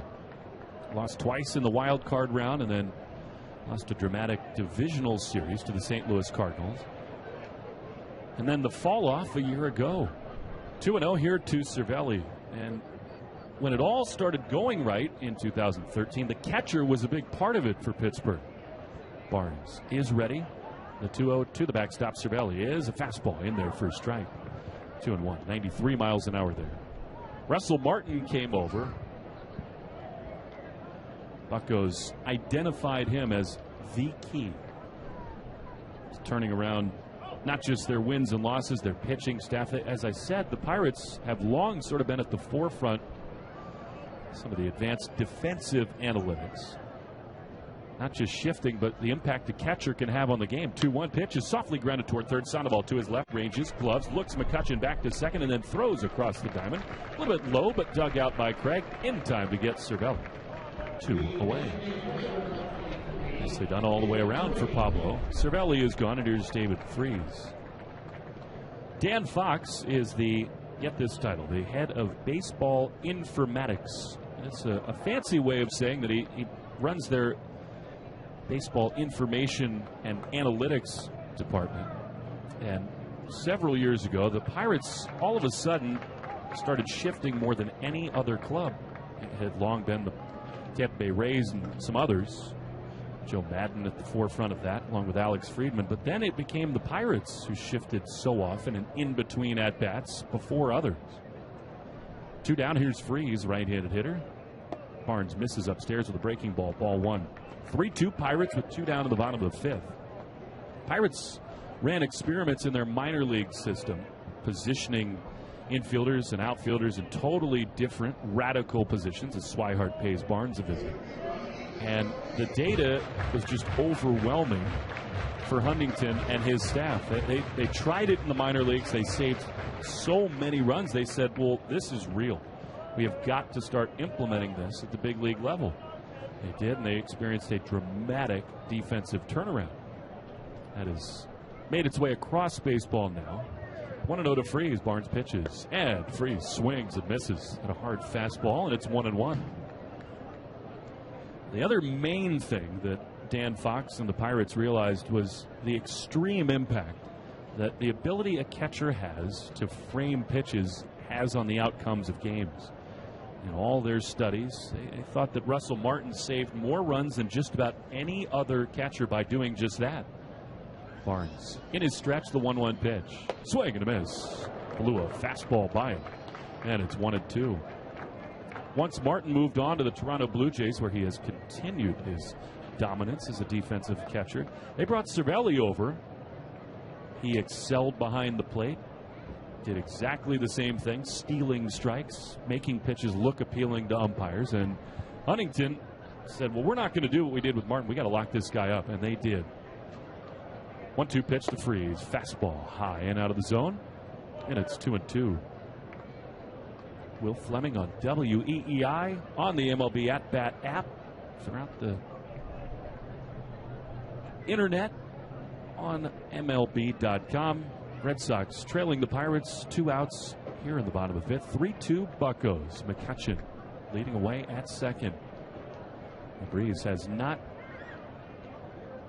died down one bit here today. Flags howling in from center field. 2-2 the pitch. Ground ball to the right side. Miller has a clean look at that. To his left, gobbles it up, throws to first. Inning over. Well, Andrew McCutcheon singled, stole a base. He was in scoring position with nobody out. Excellent bounce back for Matt Barnes. No damage done. We played 5 in Bradenton. 3-2 and entered into the ball game as Watson takes his place on the mound. Looks like Michael Suki is the new right fielder over from the minor league side. As Watson will see Jackie Bradley Jr. to lead things off here in the 6th. 3-2 Pirates. Really nice job by Wade LeBlanc after he allowed the 2-run homer to Chris Young in the 3rd. 2 solid innings in the 4th and 5th. So his day is done. Here's Watson. Bradley in there, and he takes a fastball downstairs for ball 1. Down the stretch last year after the trading deadline, this man, Tony Watson, was the Pirates' closer. Mark Melancon traded to the Washington Nationals, and with Melancon now in San Francisco, Watson is the closer to begin things here. 1-0 pitch, breaking ball outside of Bradley. 2-0. With the Pirates, Watson, who's 31 years old, in that closing role, recorded 15 saves. Here's Bradley looking at a breaking ball that clips the outside corner for a strike. And it's 2-1. There are some who think that if the Buccos struggle again this year, Watson could be on the move at the deadline this year. 2-1. Swinging a hard ground ball towards second. Harrison has it, a big gold chain jangling from his neck. He flips it behind his shoulder mid-play, and then gloves and throws to first in time to get Bradley. The jewelry popped out of the jersey for Harrison, and after the first hop of that ground ball, he had to reach up, flip it out of his face, then still had the wherewithal to glove and throw to first to retire Bradley on a hard ground ball. 1 away. Here now, Pablo Sandoval from the right side. From this half of the plate, he flied to center his last time. He pounded that ball, but the wind knocked it down. Watson fires and throws a strike on the outside corner. Pablo 0 for 2. Strikeout and that flyout. Ash-colored bat. The throw from Watson is down and in, and it's a ball and a strike. 3-2 Pirates. 1 away in the top of the 6th. Looks like Fernando Abad is getting loose out there in that left field bullpen. All eyes will be on him. This will be a really important outing for Abad. Here's a 1-1 swing and a miss. Watson pulled the string, and Sandoval badly fooled. 1-2. Overall, Watson 2-5 with a 3.06 ERA. How about the reliability and dependability of Tony Watson? He's made 65 or more appearances in the last 5 years. 1-2 pitch, look out, foul down the left field line into the seats. Everybody appears to be okay. Pablo way out in front of that fastball. Queued up on it. Launched it foul, and it remains 1-2. 70 appearances last year, 77 and 78 in 2014 and 15. So the appearances have piled up for Watson. Again, he was the setup man for all those years. 1-2, check swing, just off the outside part of the plate. Ball 2, 2-2. And I believe that round of applause after the ushers and medical team give everybody the thumbs up after that line drive foul from Sandoval. 2-2. Pablo stays alive with a foul ball back over the screen. Again, he was fooled with a changeup, but that was pretty impressive for Pablo. Way out on his front foot, but able to get enough on it, get a piece, and stay alive.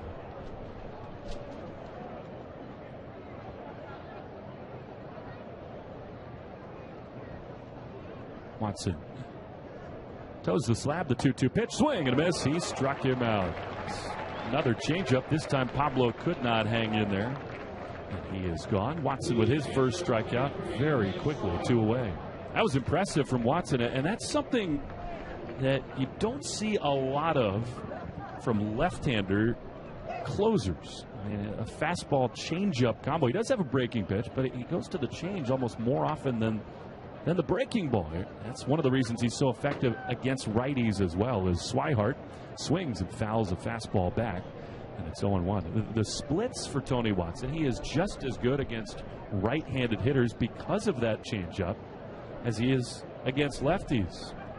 That is so valuable. You just don't have to worry about the matchups. 0-1 to Swihart, who swings and misses. There it is again, the changeup, and it's 0-2. That is a plus pitch to be sure. 2 down in the top of the 6th. Pittsburgh leading Boston 3-2. Swihart in an 0-2 hole. They play him to pull big time on the infield. The pitch is just outside. He went with another changeup. Blake started the swing, then stopped, and it's 1-2. And this is the difficulty for a hitter, because you got to, in a way, protect against the change and always be ready to hit the fastball. Watson fires, and Swihart takes the fastball high and out of the zone. That was 91 miles an hour. But after that changeup, it looks much harder than that. That one, though, an easy take. Just under the chin of Swihart. 2-2. Harrison, the second baseman, directly behind the second base bag. Pitch is just outside. He went back to that changeup and missed with it. And Swihart has worked the count full. Blake today has been called out on strikes and singled to center. Figure his day may well be drawing to a close. See what John Farrell does in the bottom half of this inning. Swing and a miss as Swihart fooled by a changeup there from Watson. Excellent stuff from the left-handed closer for the Pirates. 3 up. Fernando Abad out of the bullpen, the pitcher in the bottom half of the 6th. And John Farrell has made a host of defensive changes here. Steve Selsky is going to come in and play first base for Alan Craig. I told you that Kyrie Washington was in left field. I believe he is now in center field. Craig in left. Jordy Mercer going to lead it off against Fernando Abad. Rafael Devers has come in to play third base for the Red Sox. Devin Marrero is the new shortstop. Mike Miller stays put at second. As I said, Steve Selsky is at first. Bogusevic remains in center as Abad is ready to go. Beg your pardon, right field. Fernando's first pitch is a strike on the outside corner. Catcher Jordan Procession seeing some action for the second straight day. This is a big outing for Fernando Abad. He got hit very hard a couple of days ago. And he's in a battle for his spot on the roster. The pitch is fouled off on the first base side. Head of the bat for Mercer quickly 0-2. In Sarasota, 3 runs came in to score against Abad. There was an error made behind him, but he got hit hard. Did get the win in the first spring game against Northeastern, but Abad, who tendered that contract offer in the offseason, is tooth and nail with Robbie Scott for a left-handed spot in the pen. 0-2 skied into left field. Backing up on it is Alan Craig. He'll get there to make the play.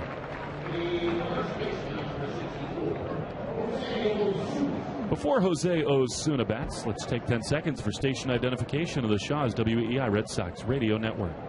Dale and Holly with Rich Keefe. Afternoons from 2 to 6 on 93.7 FM Sports Radio WEEI. This is AM 850 WEEI Boston. Here's the kid, Jose Osuna. He's had a nice day at the plate. Walked, singled, driven in a run. He will bat against Fernando Abad. 1 down, bottom 6, 3-2 Pirates leading the Red Sox. Here's the pitch. That's a strike. Beauty. Looking much better is Abad. 0-1. Spun a backdoor slider there to steal strike 1. Tell you what, Alan Craig this week has looked so much healthier. He's feeling better out there day by day. The 0-1 pitch misses outside. I talked to him before the ball game today, and he said he just wouldn't believe what a relief it is to have your legs beneath you and to come into a season full blast. Moved well under that fly ball in left field. He's looked at depth over at first. Swinging the bat well. The 1-1 pitch. Swing and a miss. Blew it by him, did Abad, and it's 1-2. Dave Dombrowski, Frank Wren, seated just behind home plate beneath us. McKechnie is an older ballpark. They don't have some of the amenities as the new yards, particularly for the staff, front office of the clubs, the media. The same story as Osuna takes a fastball outside. Abad wanted that pitch. He walked toward the third base bag, looked off into the outfield. A little ticked off, 2-2. I don't get the feeling that Chad Fairchild is all that happy with Abad's act on the mound at the moment. I think Junior Lake is also been put into the game. He's the center fielder as a fastball misses outside to Osuna. Washington at center. Beg your pardon, sir. Junior Lake remains as the DH. 3 balls, 2 strikes. Anyway, you can't get a meal at some of these ballparks like McKechnie, as the 3-2 is grounded to the right side of the infield. Mike Miller goes to a knee, gloves and throws to first in time to get Osuna. After all that, he is retired. 2 up, 2 down for Abad. And that'll be a pinch hitter for Clint Hurdle. This was Wood's spot in the order. Instead, Max Moroff, right-handed hitting infielder, to bat with 2 outs in the 6th. So because of that, you'll see members of the press and the front office out on the concourse before games. Went to get a sandwich before the game, standing right in front of me in line. Dave Dombrowski and Frank Wren, as the pitch comes in to Moroff. And it's a little bit low. Changeup that missed from Abad. Ball 1. 2 down, bottom 6, 3-2. Pirates leading the Red Sox. Anyway, Dave today is wearing a yellow shirt with blue stripes. I only tell you that because he got confronted about that by a Red Sox fan. The 1-0 is on the outside corner, a strike, and it's 1-1.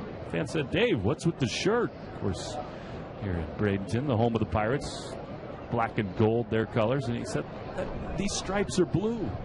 It's not black. And by the way, we're on the road. I just grabbed what was clean." Here's the 1-1. Strike on the outside corner, and it's 1-2. Dave then went on to have a long, fun conversation with that fan and went on with his day to scout the club here. But that's the kind of thing you can see in spring training. Some of these older yards, you walk around the concourse and see one of the most prominent executives in baseball. Abad bounces a slider in the dirt in front of Procession, taken by Moroff. No problem, it's 2-2. Abad would love an easy 1-2-3 frame here. Just what the doctor ordered. For a guy who been scuffling a little bit. Still very early in spring. Long time before decisions are made. 2-2 pitch is just outside. A fastball that did miss. And it's 3-2.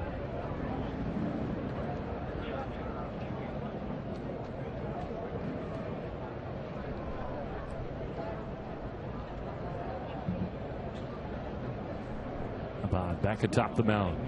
Black glove comes to rest right at his belt. 3-2 pitch. Curveball called strike 3. That was nasty. Dropped down the arm slot. Spun one in there. And the inning is over. Excellent for Abad. 3 up, 3 down. We're through 6 in for the Pirates. Osuna's day is done. So is Josh Harrison. Pirates bring Adam Frazier in to play second base. Jordy Mercer has also departed. Get you the identity of the new shortstop very soon.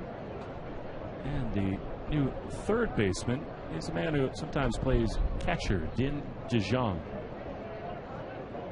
We do know that Alan Craig leads it off against Daniel Hudson. A fastball misses to Allen up and in, and that is ball 1. 3-2 Pirates here in the top of the 7th. Allen grounded to short and flied to left. Hudson set career highs in saves and appearances last year with Arizona. And the Buccos went and got him. This is another guy they think that Ray Searage can do wonders for. The 1-0. Swing and a miss. Fastball at 93 miles an hour. His black jersey whipping in the wind as Hudson levels the count 1-1. Sort of some interesting numbers for Hudson. On the one hand, he held opponents scoreless in 58 of his 70 appearances. The 1-1 pitch is a fastball high, and it's 2-1. On the other, he ended the season in which he made 70 appearances with a 5.22 ERA. That's 65 hits and 60 innings. Fan 58. They think Ray Searage can do wonders for Hudson. In fact, profiles as a late innings reliever. 2-1 is in there on the outside corner to Craig. 2 balls and 2 strikes. Really about the only addition Neil Huntington and the Pirates made this season was this man, Daniel Hudson, who broke in with the Chicago White Sox as a starter all the way back in 2010. 2-2. Swing and a high fly into right center field. Racing back is the new center fielder into right center field. He reaches out and makes the play. And Craig is retired. And that is out number 1.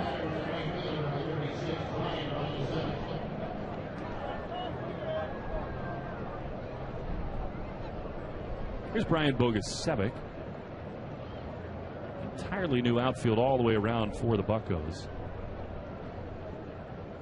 A left fielder is Austin Meadows, one of the top prospects in the Pirates organization, as Bogusevic swings and fouls Hudson's first pitch off.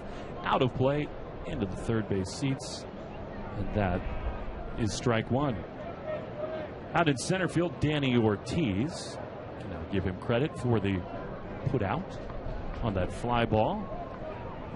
Put in play by Alan Craig.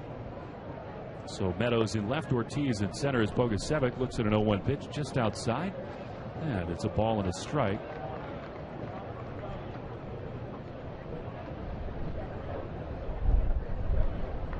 Meanwhile, Joey Turdoslavich has come into the ballgame. He will play out in right.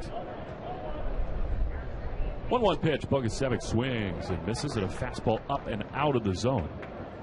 Chased a little bit there, and it's 1-2.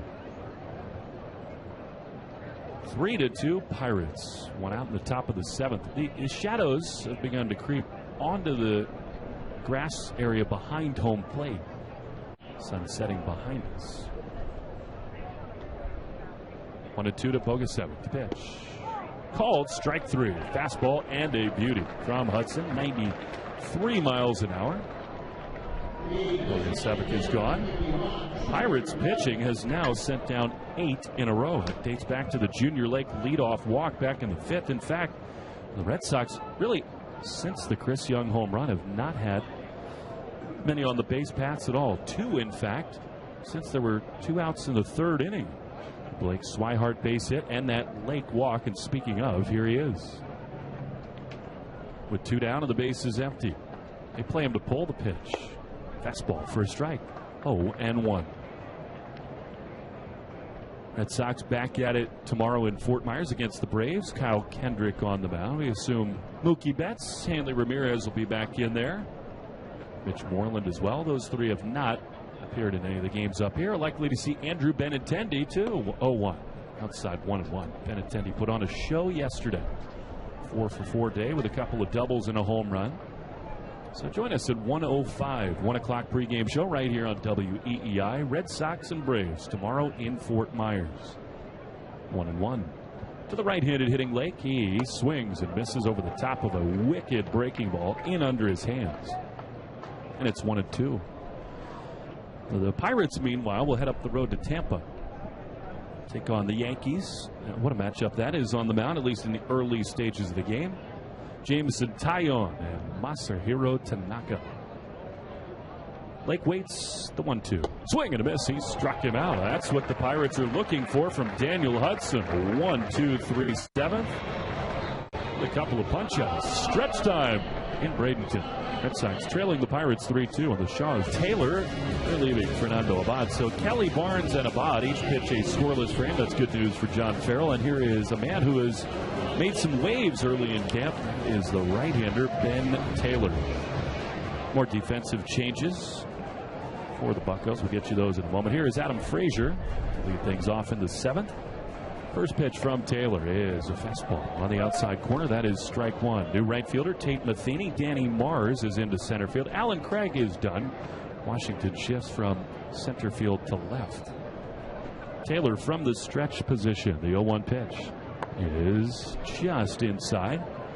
And it's 1-1 to Adam Frazier.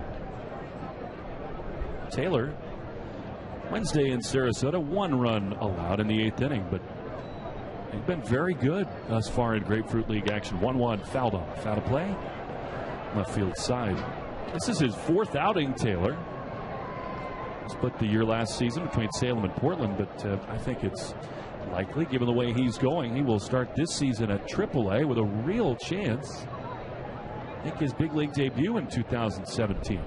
1-2 to the left-handed hitting Frazier. He fouls another one off.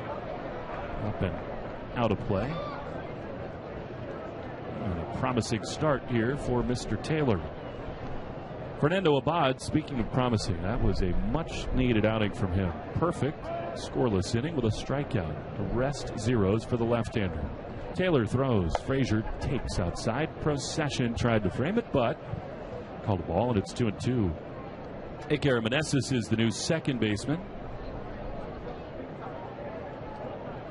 It's Mike Miller out of the game, as the 2-2 is up and away from Frazier.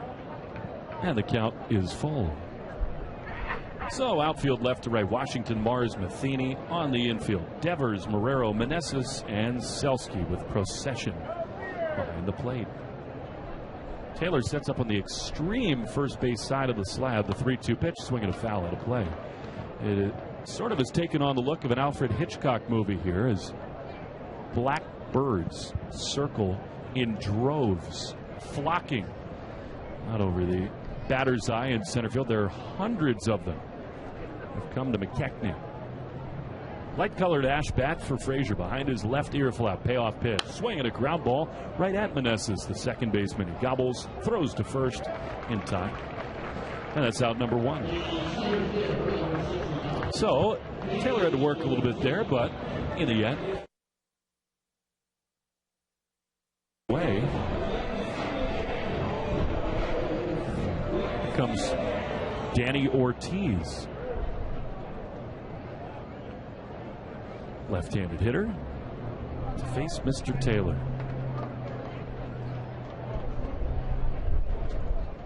Ben's got a black and red glove. He sets it at the belt.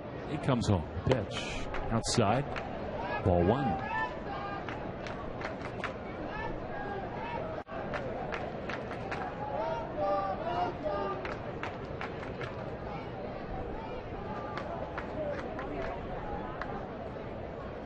Taylor ready. The 1-0 is a little bit low, and that is ball 2. Danny Ortiz spent all of last year, played 130 games at AAA Indianapolis. Did not have a real inspiring offensive season, although he did flash some power. 236 batting average, but 16 homers. Sort of been the story of his AAA life, as a fastball from Taylor misses down, and that's ball 3, 3-0.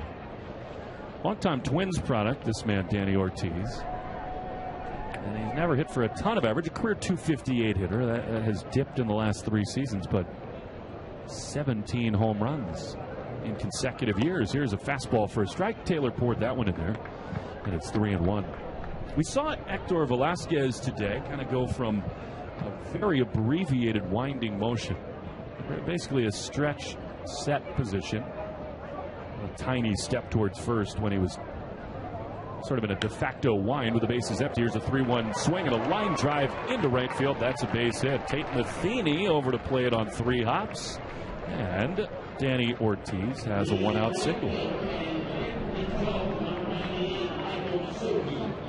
Here is Michael Suchy. S-U-C-H-Y.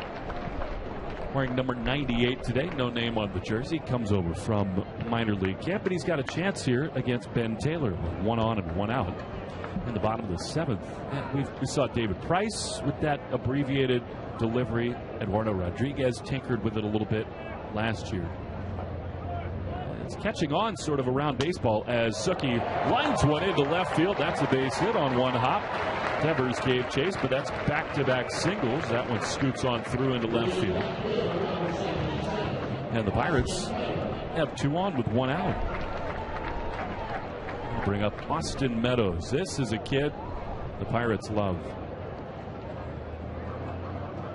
Remember the Futures game last year in San Diego, first-round pick in 2013. Meadows, they really think has a bright future.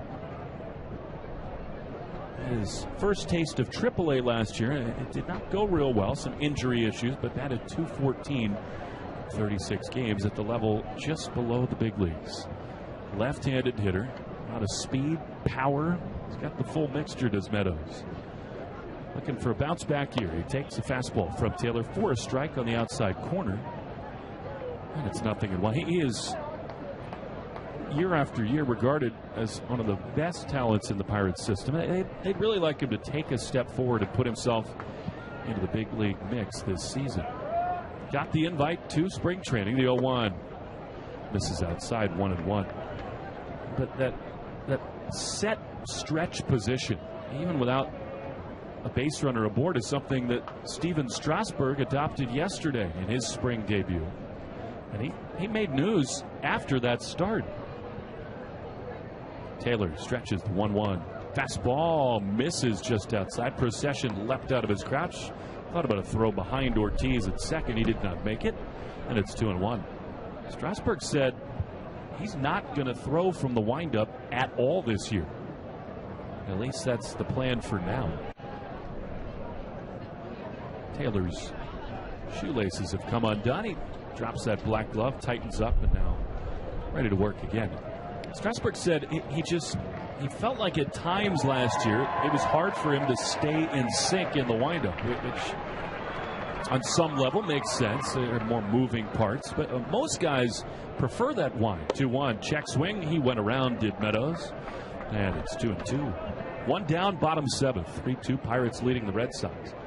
Strasburg thinks he can stay more in sync, right over top of the rubber, not drift toward the first base or third base side. He also thinks that it kind of puts less strain on his elbow. He was excellent yesterday. Something to track this year. 2-2, called strike three on the outside corner, and Meadows is rung up. So after the consecutive singles, that's a nice answer from Taylor. And with 2 on and 2 out, here's Francisco Cervelli. The Nats need Strasburg to stay healthy and to be an anchor in their rotation. They, of course, have Max Scherzer, Gio Gonzalez, Tanner Roark. Strasburg is such a big part of their program in D.C. They're all very encouraged with the work done by Bryce Harper. He looks healthy and ready to break out yet again in 2017. Here is the right-handed hitting Jackson Williams, who has just been inserted into the game as the catcher. A pitch hit here in the 8th. He swings at the first pitch and fouls it back to the screen. We will see the Nats over in their new spring home in West Palm Beach. That ball game this Tuesday, March 7th, 1:05 start. We will have that for you right here on WEEI. Here's the 0-1 pitch. A fastball from Ben Taylor misses upstairs. And it's 1-1. Will Fleming from Bradenton. Bottom half of the 7th. Red Sox trailing at 3-2. Bill Piacitelli back in the studios at WEEI. Producer and engineer extraordinaire. 1-1 pitch. Fastball high and out of the zone. Pops out of Procession's glove, but he will chase it down. The runners will not advance. The Nats get a second year with Daniel Murphy. Trey Turner, the young phenom shortstop. Rendon is healthy. Ryan Zimmerman at first. They made a big move to get Adam Eaton. Sent Lucas Giolito, a move that shocked many. Giolito, the top pitching talent in their organization, and they love Eaton. Got him for Giolito. 2-1 is skied into right field. Tate Matheny backpedaling in front of the track, reaches out, makes the play. And the inning is over. Well, Ben Taylor allowed a couple of one-out hits, but a nice bounce back from him. He hangs a 0. Hang around, we'll go to the 8th. Red Sox trailing at 3-2 in top spot of the lineup card for John Farrell as we speak. Aker Digs into the right-handed batter's box. This will be a tough task for him, but just so much weight and depth on the sinker for Hughes. The pitch is a bluffed bunt from Meneses. It pours in there from Jared Hughes. That is strike one. Hughes has been one of Clint Hurdle's most dependable arms out of the pen. Be 31 years heading into this 2017 season. Big guy on the mound, right-hander. The 0-1 fastball misses down van. 93 miles an hour, and it's 1-1. A year ago for the Pirates, 67 appearances, a 3.03 ERA. Did not strike out as many as he often does. 34 punch-outs in 59 innings. 22 walks. The 1-1 pitch. Swing and a foul tip. Meneses just got a piece of that. And it's 1-2. Jared Hughes is one of the nicest guys you'll ever meet in baseball. I had the pleasure of coming across his path on a number of occasions. I worked in the Pirates organization, and always walks up to you, looks you right in the eye, shakes your hand, asks you how your family is. You would not know that from his headshot, the photo they have of him on the video board and in the media guide. Jared is one of those who tries to scowl, pull off the tough guy look. Well, he's not fooling anybody. He does compete his tail off on the mound. He is a bulldog out there, but in person off the field, he is a total teddy bear. The pitch to Meneses, sinker, misses down and inside. 2 balls and 2 strikes. Born in Connecticut, calls Texas home. Went to Long Beach State, did Hughes. Strikes quite an imposing figure on that mound. 2-2 to Meneses. Here, batting for the first time. He swings and bounces one towards first. It is fielded there and taken to the bag by Matheson. Steps on the bag, and Meneses is gone. One away, and here is Devin Marrero. He's had a very nice week with the bat. Run yesterday. Got that beard working, does Devin. The bat with 1 out, the base is empty. 3-2 Pirates. This is a challenge, not for Marrero as much as hitters like Meneses and Washington, who's on deck. Devin has seen plenty of big league pitching. He takes a fastball down and away from Hughes. 1-0. If you have the good fortune as a guy who's brought over from the minor league side to play in some of these big league games, you're going to get more tested on the road. The 1-0. Swinging a line drive off of Hughes. He got it with the glove. It caroms to shortstop. Picked up there. Throw to first is in time to get Devin Marrero. A scary moment for the Pirates as Hughes did get the glove up on it. It got all leather and then deflected to shortstop. Clint Hurdle is out of the dugout, but Hughes, really great reflexes shown there. He's fine. It just hit his glove and then was picked up by the shortstop, Kevin Newman. So 1-6-3, everybody okay. Marrero hit that hard right back through the box. 2 down. And here is Kyrie Washington. Base is clear for the right-handed hitting Washington. This will be a tough task for him. The reason it's harder on the road is a simple one. Pitch to Washington. Swing and a ground ball to short. Gobbled up there easily by Newman. He throws across in time to first to retire Washington, and the inning is over. And on the road, big league clubs are going to roll out many more of their regular pitchers. Hughes is one of them. He's the 4th today, and he just got through an easy 1-2-3, top of the 8th with a strikeout. Maddox comes on, and here in this bottom of the 8th, you'll see a pinch hitter, Adrian Valerio. Places David Freese as the designated hitter here in the 8th. Ever since Velasquez gave up the 3 runs, the bullpen's been good for Boston here today. Maddox, the latest to take his spot on the mound. Red jersey whipping in the wind. The pitch. Fastball up and inside to Valerio. He's a little guy, 5'11", 150-pounder. He's ahead in the count, 1-0. Maddox throws. 1-0 is skied on the left side of the infield. Devers toward foul territory with the shades on, almost halfway toward home plate. The wind carried that one. Devers on the run makes the play for out number one. Here in Bradenton, along the baselines, they've got those almost like interstate style signs with the letters FL in light baby blue painted along the first and third base lines. They started it up in Big League Baseball. AZ out west in the Cactus League, FL here in the Grapefruit side.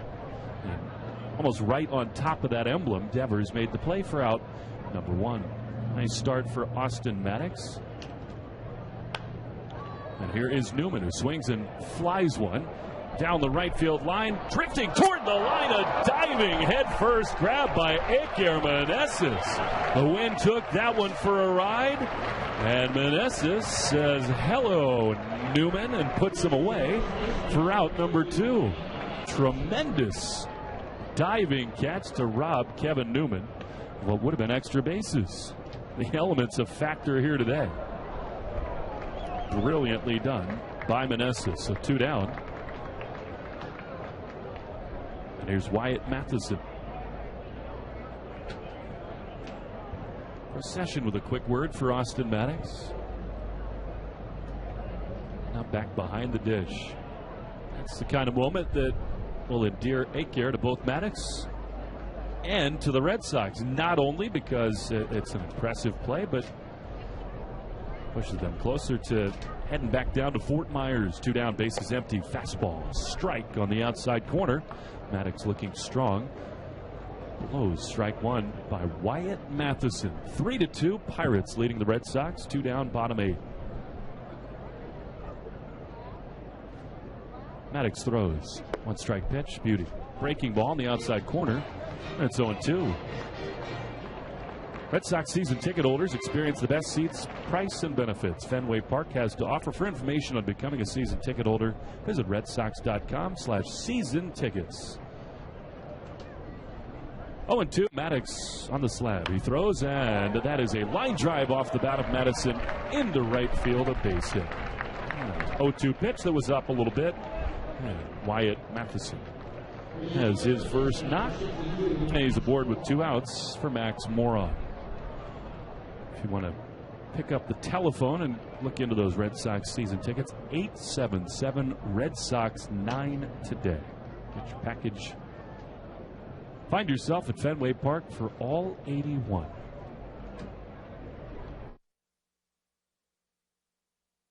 Moroff, who grounded out to second his first time.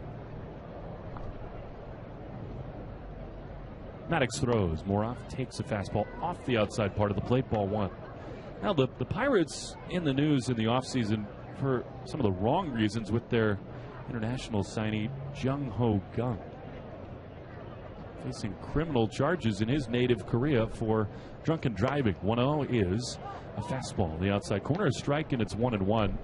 Gung got tabbed for his third DUI since 2009. Well, that was not all. Caused some major damage, inflicted personal injury in this most recent accident, the 1-1 swing and a miss. Nicely done by Maddox, 1-2. And then Gung fled the scene. So he faced just an array of criminal charges. The verdict, as Gung and the Pirates sort of held in limbo throughout spring training and the entire offseason, was handed down yesterday. He received a sentence, but it was suspended. 1-2, fastball high and out of the zone. Processions throw to second as the runner took off. Is in plenty of time to gun down Matheson, and the inning is over. How about that from Jordan Procession? Guns down the base runner, and that the ninth, trailing at 3-2 against the Pirates in Bradenton. Well, it is not often that in the ninth inning, on the 4th of March, a pitcher will come onto the mound and feel real nerves. But I guarantee you that is the case right now, because on the mound for the Pittsburgh Pirates is a man who has a lot of friends in the third base dugout, and that would be Pat Light. Pat sent to the Minnesota Twins for Fernando Abad last season, and then the Pirates made a move for the hard-throwing right-hander, former first-round pick of the Red Sox. He is on to the mound into the stretch. You'll see Steve Selski, one of the few in that dugout who was not a teammate of his at some point. Pat with a huge arm misses with a fastball inside off the plate, and that is ball one. Looks like Pat fired a two-seam fastball there. It missed, and he's behind Selski 1-0. Light, tremendous velocity as that split finger pitch. Here's a ground ball too short. Gobbled up by the shortstop Newman. He throws to first in time to get Selski, and there's one away. For a long while, Pat profiled as a potential closer of the future for the Red Sox. For him, the key always command. Can he throw strikes? The answer, unfortunately, at times for Pat last year was no. One of the reasons the brass in Boston able to part with him in that Fernando Abad deal. Here's a fun matchup as Rafael Devers in against the hard-throwing right-hander. Fastball pumps in there on the outside corner. Strike one. 3-2. Pirates with one out in the top of the ninth. All the offense in this one was early. Buccos got two in the second on base hits from Freese and Osuna as the 0-1 pitch is outside. 1-1. And then the Red Sox tied it with a two-run home run from Chris Young. Pittsburgh got what at this point is the deciding run of an Andrew McCutchen sacrifice fly in the third. 1-1. Swing and a miss, splitter, and a beauty from Light. That's the devastating combo from the right-hander. Fastball in the upper 90s often touches triple digits, and that nasty splitter. Kevin Bowles, the first base coach, has seen a lot of Pat as his manager a year ago. Bob Kipper here on hand. He was the pitching coach in Pawtucket a season ago. 1-2 pitch. Fastball high and out of the zone to Devers. Rafael laid off that offering, and it's 2-2. But just to wrap up Jung Ho Kang, he is on his way to Fort Myers, rather Bradenton. Unclear what his future holds in terms of the legal system, but he's going to get back with the Buccos soon. 2-2. Ground ball to the left side. The third baseman, Mendoz, goes to a knee, gloves and throws. Wide throw, tag applied. Devers beats it to first, and he is in there with an infield hit. So excellent foot speed on display again for Devers. Right into the 5.5 hole. Found a home, and the Red Sox have the tying run aboard here in the top of the ninth against their old buddy Pat Light. And here's Jordan Procession. Jordan had a base hit yesterday.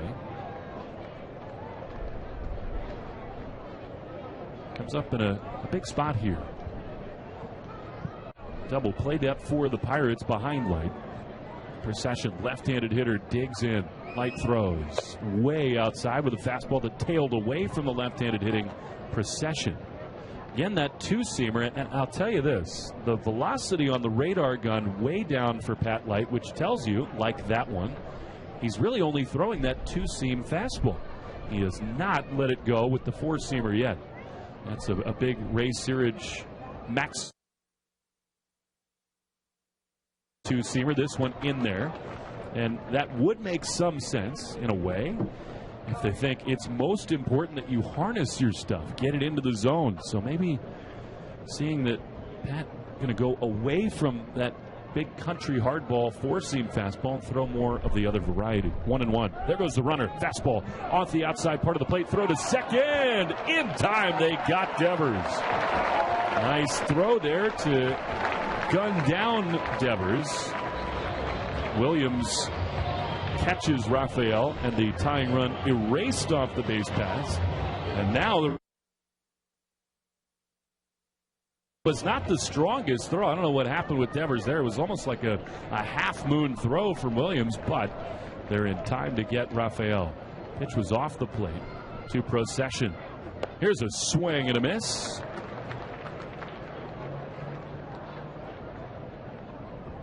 And Procession and the Red Sox down to their last strike. Two down, top nine, 3-2. Buccos lead the Red Sox. Light throws. Procession swings and misses, and he is struck out. The ball game is over. The splitter from Pat Light. He gets a handshake on the mound, and he puts the bow on top of a win for the Pirates over the Red Sox. 3-2, the final in Bradenton. Postgame show next on the Shaw's WEEI Red Sox Radio Network. If you love really good food, I'm talking fantastic steak, rack of lamb, and oysters Rockefeller, it's time to visit the Hanover Street Chop House in Manchester, New Hampshire. Not only am I a huge fan, Open Table recently named Hanover Street Chop House one of the top 100 steakhouses in the country. From their incredible seafood